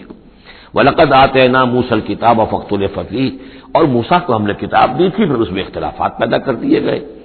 وَلَوْلَا كَلِمَةٌ سَبَقَتْ مِن رَّبِّكَ لَقُضِيَ بَيْنَهُمْ، اور اگر نہ ہو چکی ہوتی ایک بات تیرے رب کی پہلے ہی سے طے، یعنی ایک مدت اور جو ہے اللہ کی طرف سے معین ہے، تو ان کے مابین فیصلہ کر دیا جاتا ہے۔ وَإِنَّهُمْ لَفِي شَكٍّ مِّنْهُ مُرِيبٍ، اور اب تو حقیقت میں یہ لوگ جو ہے وہ تورات اس کتاب کے بارے میں کچھ شکوک و شبہات میں مبتلا ہو گئے۔ یہ بات جو ہے سورہ شورى میں کھل کر آئے گی کہ رسولوں کے کو جو کتابیں دی جاتی ہیں ان کے وارث بنتی ہے پھر ان کی امت، اور جب یہ اس امت کے اندر جب زوال آتا ہے، اضمحلال آتا ہے، بے عملی آتی ہے، تو اس بے عملی کے نتیجے میں پھر ایک نتیجہ یہ نکلتا ہے کہ پھر کتاب کے بارے میں بھی یقین پورا ان کے اندر نہیں رہتا کہ یہ واقعتاً اللہ کی کتاب ہے، بلکہ اس کے بارے میں بھی ان کے اندر شکوک و شبہات پیدا ہو جاتے ہیں۔ وَإِنَّ كُلًّا لَمَّا لَيُوَفِّيَنَّهُمْ رَبُّكَ أَعْمَالَهُمْ، اور لازماً یہ جتنے بھی لوگ ہیں ان سب کو اے نبی آپ کا پروردگار ان کے اعمال کا پورا پورا اجر دے گا، بدلہ دے گا۔ انہ بما یعملون خبیر، جو کچھ یہ کر رہے ہیں وہ اس سے باخبر ہے۔ فاستقم کما امرت ومن تاب معک، تو اے نبی آپ ڈٹے رہیے جیسا کہ آپ کو حکم ہوا ہے، اور جو لوگ بھی جنہوں نے توبہ کی ہے آپ کے ساتھ، یعنی توبہ کی ہے وہ شرک سے باز آئے ہیں، کفر کو چھوڑا ہے، ایمان لائے ہیں، پلٹ آئے ہیں آپ کے ساتھ، ولا تطغوا، اور اب آگے نہ بڑھیے، حد سے تجاوز نہ کیجیے۔ یہ تجاوز یہ بھی ہو سکتا ہے کہ عذاب کی جلدی کریں کہ جلدی اب اللہ تعالیٰ فیصلہ چکا دے، تجاوز یہ بھی ہو سکتا ہے کہ کہیں غصے میں آ جائیں اور لوگوں کی مخالفت کے اوپر جو ہے وہ اپنا جو حلم جو ہے اس کا دامن ہاتھ سے چھوڑ بیٹھے، تو یہ مختلف چیزیں ہو سکتی ہیں۔ انہ بما تعملون بصیر، جو کچھ تم کر رہے ہیں اسے بھی اللہ دیکھ رہا ہے، جو کچھ وہ کر رہے ہیں اسے بھی دیکھ رہا ہے، اس کو ان کی سزا دے گا، تمہیں تمہارا اجر و ثواب دے گا۔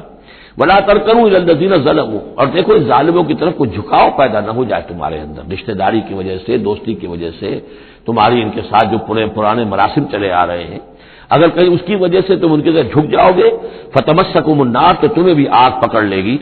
وما لکم من دون اللہ من اولیاء، اور پھر تمہیں اللہ سے بچانے والے کوئی حمایتی نہیں ہوں گے، ثم لا تنصرون، پھر تمہاری مدد نہیں کی جائے گی۔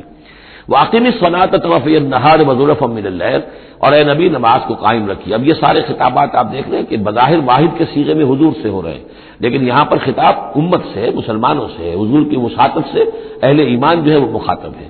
نماز قائم رکھو دن کے دونوں طرف، فجر ہے ادھر مغرب ہے یا عصر ہے، یہ نہار کا دو طرف جو ہے وہ تو فجر اور عصر شمار ہوں گے، وزلفا من اللیل، اور کچھ ٹکڑے رات کے، اب مغرب عشاء کو بھی ہم شمار کر سکتے ہیں رات میں، تو اس طریقے سے یہ مختلف، شروع میں جب سے اوقات آئے ہیں تو ان میں ابھی پوری طریقے سے 5 نمازوں کا نظام نہیں تھا، وہ تو سن 11 نبوی میں جبکہ یہ معراج ہوئی ہے اس وقت پھر 5 نمازوں کا نظام آیا ہے، ورنہ پورے مکی دور کے 10 برس بلکہ 10.5 برس تک وہ نمازوں کا نظام ایسا ہی تھا کہ کبھی صبح شام کی بات کہہ دی ہے، صبح شام کرو، اور یا یہ کہ سورہ بنی اسرائیل میں بھی ایک بات آ جائے گی وہ وہاں پڑھیں گے۔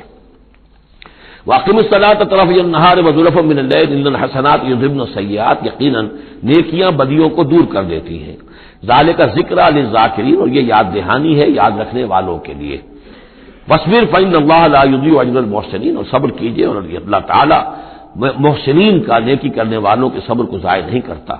فلولا کان من القرون من قبلکم اولو بقیۃ، تو کیوں نہ ایسا ہوا کہ ہوتے ان قوموں میں جو تم سے پہلے تھی ایسے اولو بقیہ ہوتے، ایسے حق کے علمبردار ہوتے، ینہون عن الفساد فی الارض، کہ جو لوگوں کو اپنی اپنی قوموں کو روکتے رہتے زمین میں فساد مچانے سے، الا قلیلا ممن انجینا منہم، سوائے اس کے کہ کچھ کم ہوئے، بہت تھوڑے لوگ ہوئے جن میں سے کہ ہم نے بچا لیا، یعنی جو لوگ بھی نہیں منکر کرتے رہے، روکتے رہے، بدی سے روکتے رہے، کفر سے روکتے رہے، شرک سے روکتے رہے، ان کے بارے میں بار بار یہ بات آ رہی ہے کہ اللہ تعالیٰ ان کو بچا لیتا ہے۔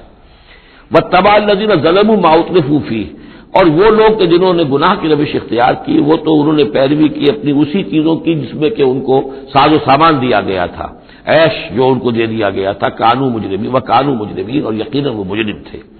وما کان ربک لیہلک القری بظلم، اور آپ کا رب بستیوں کو ظلم کے ساتھ ہلاک کرنے والا نہیں ہے کہ بغیر ان کی یعنی خرابی کے اعمال کے، بغیر ان کے جرائم کے ان کو ایسے ہی ہلاک کر دیتا۔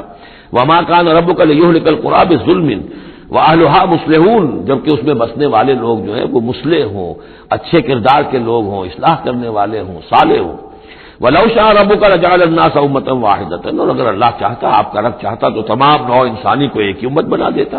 وَلَا يَزَالُونَ مُخْتَلِفِينَ، لیکن نہیں، یہ اختلاف کرتے ہی رہیں گے، انسانوں میں اختلاف ہمیشہ باقی رہے گا، صرف فرق یہ ہے کہ اختلاف کو ایک حد تک رکھا جائے تفرقہ نہ ہو جائے. اختلاف اختلاف ہے، ایک رائے میری، ایک رائے آپ کی ہے، ٹھیک ہے، آپ کی رائے، آپ کے پاس یہ دلائل ہے، آپ کا دل اس پر ٹھک گیا ہے، آپ اس پر عمل کیجئے. میرے پاس یہ دلیل ہے، میرا دل اس پر ٹھکتا ہے، میں اس حدیث کو زیادہ قوی سمجھتا ہوں، آپ نے اس کو زیادہ جو ہے مضبوط سمجھا ہے، کوئی حرج نہیں. میں بھی قرآن و سنت سے استدلال کر رہا ہوں، آپ بھی قرآن و سنت سے استدلال کر رہے ہیں. امام ابو حنیفہ نے بھی کیا ہے تو وہیں سے استدلال کیا ہے، امام شافعی نے بھی کیا. تو اختلاف تو اختلاف ہے. تفرقہ نہ ہو کہ تم اور من دیگرم تو دیگری، میں اور ہوں تم اور ہو، یہ تفرقہ جو ہے وہ کفر ہے. لیکن اختلاف لا یزالون مختلفین، وہ تو یہ ہے کہ گلہائے رنگا رنگ سے ہے رونق چمن، اے ذوق جہاں کو ہے زیب اختلاف سے. اختلاف جو ہے مونوٹنی اگر دنیا میں ہو تو طبیعت انسان کی اگتا جائے. یہاں تو یہ کہ رنگا رنگی ہو، تنوع ہو، تو اس سے ہی انسان جو یہاں کی جو زیبائش ہے اور رونقیں ہیں. ولا یزالون مختلفین الا من رحم ربک، سوائے اس کے کہ جس پر تیرا رب رحم فرما دے. ولذالک خلقہم، اللہ نے بنایا ہی اسی حساب سے ہے ان کو. دو افراد کے مزاج ایک نہیں ہے، دو افراد کے انگوٹھوں کی وہ یہ نشان ایک نہیں، لکیریں ایک جیسی نہیں ہے، دو انسانوں کی شکلیں ایک جیسی نہیں ہے. یہ تو اللہ تعالیٰ نے بنایا ہے تخلیق کے اندر. اب جینس کسی کے کچھ ہے، کسی کے کچھ ہے، کسی میں کچھ جو ہے اور اثرات آ رہے ہیں، کسی میں کسی اور طرح کے اثرات آ رہے ہیں. الناس کالمعادن، اور یہ تمام انسان بھی معدنیات کی طرح ہیں. تو اس طرح ہی اللہ تعالیٰ نے جو پیدا کیا ہے وہ ایک جیسی شے تو نہیں پیدا کی. وَتَمَّتْ كَلِمَةُ رَبِّكَ لَأَمْلَأَنَّ جَهَنَّمَ مِنَ الْجِنَّةِ وَالنَّاسِ أَجْمَعِينَ، اور تیرے رب کی یہ بات پوری ہو کر رہے گی کہ میں پر کر کے رہوں گا جہنم کو جنوں سے اور انسانوں سے، سب سے. یعنی اس نے جنت بنائی ہے، اس کو بھی اس نے آباد کرنا ہے اہل حق کے ذریعے سے. جہنم بھی تو بنا رکھی ہے، اس کا ایندھن بھی اسے درکار ہے. تو اس دنیا کے اندر جو کفار ہیں، مشرکین ہیں، گناہگار ہیں، جو عیاشیاں کر رہے ہیں، بدماش ہیں اور جو ظالم ہیں، یہ ظاہر بات ہے کہ جہنم کے لیے ایندھن ہے جو اللہ نے فراہم کیا ہے. وَكُلًّا نَقُصُّ عَلَيْكَ مِنْ أَنبَاءِ الرُّسُلِ، اب یہ وہ اصطلاح آ گئی جس کا میں بار بار ذکر کر رہا تھا، انباء الرسل. اور یہ سب چیزیں جو ہم بیان کر رہے ہیں محمد آپ پر، یہ رسولوں کی بڑی اہم خبروں میں سے ہیں. حضرت نوح، حضرت ہود، حضرت صالح، حضرت لوط، حضرت شعیب، حضرت موسیٰ، یہ حالات جو بیان کر رہے ہیں. من انباء الرسل ما نثبت به فؤادک، اور یہ اس لیے تاکہ اس کے ذریعے سے آپ کے دل کو جما دیں، مضبوطی دیں. یعنی جو کچھ آپ پر اور آپ کے ساتھی اہل ایمان پر آج بیت رہی ہے کوئی نئی بات نہیں ہے، ہمیشہ یہی ہوا ہے. ہمارے رسول جب بھی آئے ایسی مخالفت ہوئی ہے، اسی طرح کی انہوں نے مشقتیں جھیلی ہیں. حضرت شعیب کو بھی یہی کہا گیا کہ اگر تمہارا خاندان نہ ہوتا تو ہم کبھی کہ تمہیں جو ہلاک کر چکے ہوتے. تو اگر اسی صورت سے آج ہے محمد صلی اللہ علیہ وسلم آپ دو چار ہیں تو یہ کوئی نئی بات نہیں ہے. یہ تو گویا کہ اس راستے کے یہ تو لازمی جو ہے اس کے حالات ہیں. تو اس سے یہ کہ دل کو تثبیت ہوتی ہے کہ بالآخر کامیاب کون ہوا. آیا حضرت شعیب کی قوم کامیاب ہوئی یا حضرت شعیب کامیاب ہوئے؟ تو بالآخر کامیابی اے نبی آپ کی اور آپ کے ساتھیوں کی ہے. وَجَاءَكَ فِي هَٰذِهِ الْحَقُّ، اور اس قرآن میں یا اس سورہ مبارکہ میں آپ کے پاس حق آ گیا ہے.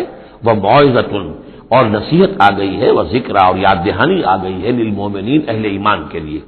وَقُلْ لِلَّذِينَ لَا يُؤْمِنُونَ، اور کہہ دیجئے ان لوگوں سے جو ایمان نہیں رکھتے، اعملوا علی مکانتکم، کر لو اپنے مقام پر جو کچھ کر سکتے ہو. اب کوئی اختلاف، کوئی بھی اپنا دقیقہ فروگزاشت نہ رکھو میری مخالفت میں، میری جو بھی تم دشمنی میں کر سکتے کر گزرو. انا عاملون، ہم بھی اب کر رہے ہیں جو کچھ ہم کر سکتے ہیں. وانتظروا انا منتظرون، تم بھی انتظار کرو کہ اللہ تعالیٰ کیا فیصلہ سناتا ہے اور آخری بات کیا آتی ہے، اور ہم بھی منتظر ہیں. وَلِلَّهِ غَيْبُ السَّمَاوَاتِ وَالْأَرْضِ، اور اللہ ہی کے لیے ہے آسمانوں اور زمین کا تمام چھپی باتیں اور تمام چھپے خزانے. وَإِلَيْهِ يُرْجَعُ الْأَمْرُ كُلُّهُ، اور کل کا کل معاملہ بالآخر اسی کی جانب لوٹا دیا جائے گا. فَاعْبُدْهُ، بس اسی کی بندگی اور پرستش کیجئے. وَتَوَكَّلْ عَلَيْهِ، اور اسی پر توکل کیجئے، آپ کا اعتماد اور بھروسہ اسی کی ذات پر ہو. وَمَا رَبُّكَ بِغَافِلٍ عَمَّا تَعْمَلُونَ، اور یقیناً آپ کا رب غافل نہیں ہے اس سے کہ جو آپ کر رہے ہیں. یہاں اللہ کے فضل و کرم سے سورہ ہود مکمل ہوئی. جیسا کہ میں نے عرض کیا تھا کہ یہ جو سلسلہ شروع ہوا 14 صورتوں کا، پہلا جوڑا اس میں سے سورہ یونس، سورہ ہود علیہم الصلاۃ والسلام. البتہ جو تیسرا اس کے اندر سب گروپ، میں نے کہا تھا تین کے سب گروپ ہیں.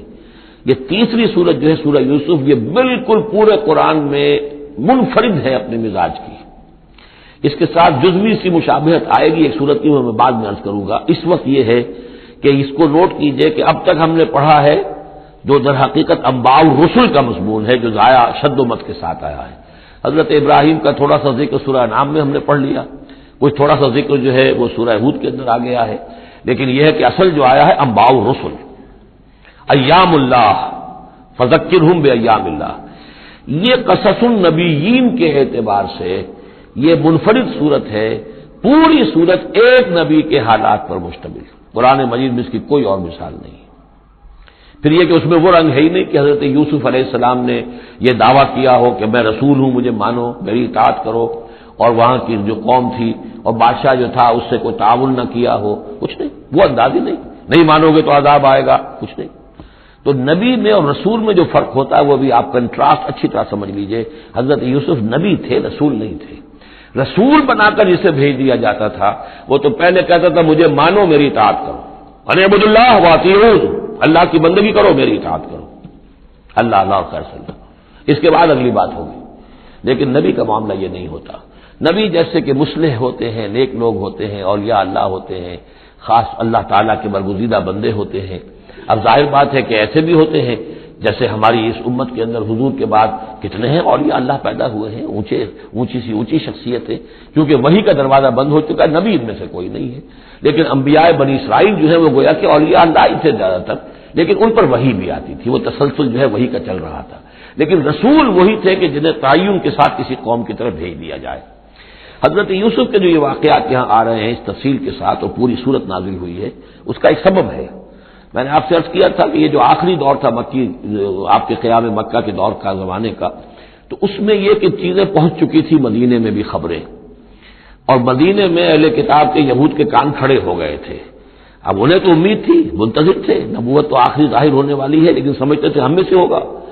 یہاں بات بالکل جو ہے وہ تلپٹ ہو رہی ہے، لہذا وہ اب کچھ نہ کچھ شوشے چھوڑتے رہتے تھے اور انہیں کہتے تھے اپنے پیغامات کے ذریعے سے کہ اچھا تمہارے یہاں سنا کسی نے نبوت کا دعویٰ کیا ہے، اچھا تو اس سے یہ سوال پوچھو کہ یہ ابراہیم تو آباد تھے فلسطین میں، یہ جو یہودی بنی اسرائیل ہے یہ مصر میں کیسے پہنچ گئے، جو وہاں سے پھر حضرت موسیٰ ان کو نکال کر لے کر آئے، لیکن کیسے پہنچے، پہنچنے کا سبب کیا تھا، کیا ماجرا تھا؟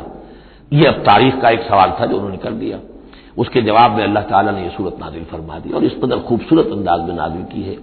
اور میں آپ کو ایک اور بات بھی بتا دوں کہ میرا قرآن مجید کے ساتھ جو معنوی تعارف ہوا ہے پہلی مرتبہ صحیح معنی میں، وہ اسی سورہ یوسف کے حوالے سے ہے، اور سورہ یوسف کی تفہیم القرآن مولانا مودودی کی۔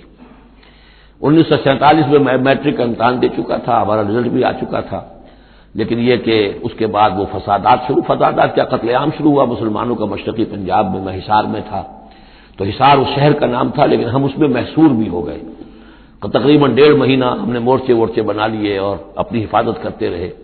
اس دوران میں ظاہر بات ہے کرنے کا کوئی اور کام تھا نہیں، وہ تو جو بھی مورچوں پر جن کی ڈیوٹی ہے وہ مورچوں پر کھڑے ہیں، باقی کوئی کام نہیں۔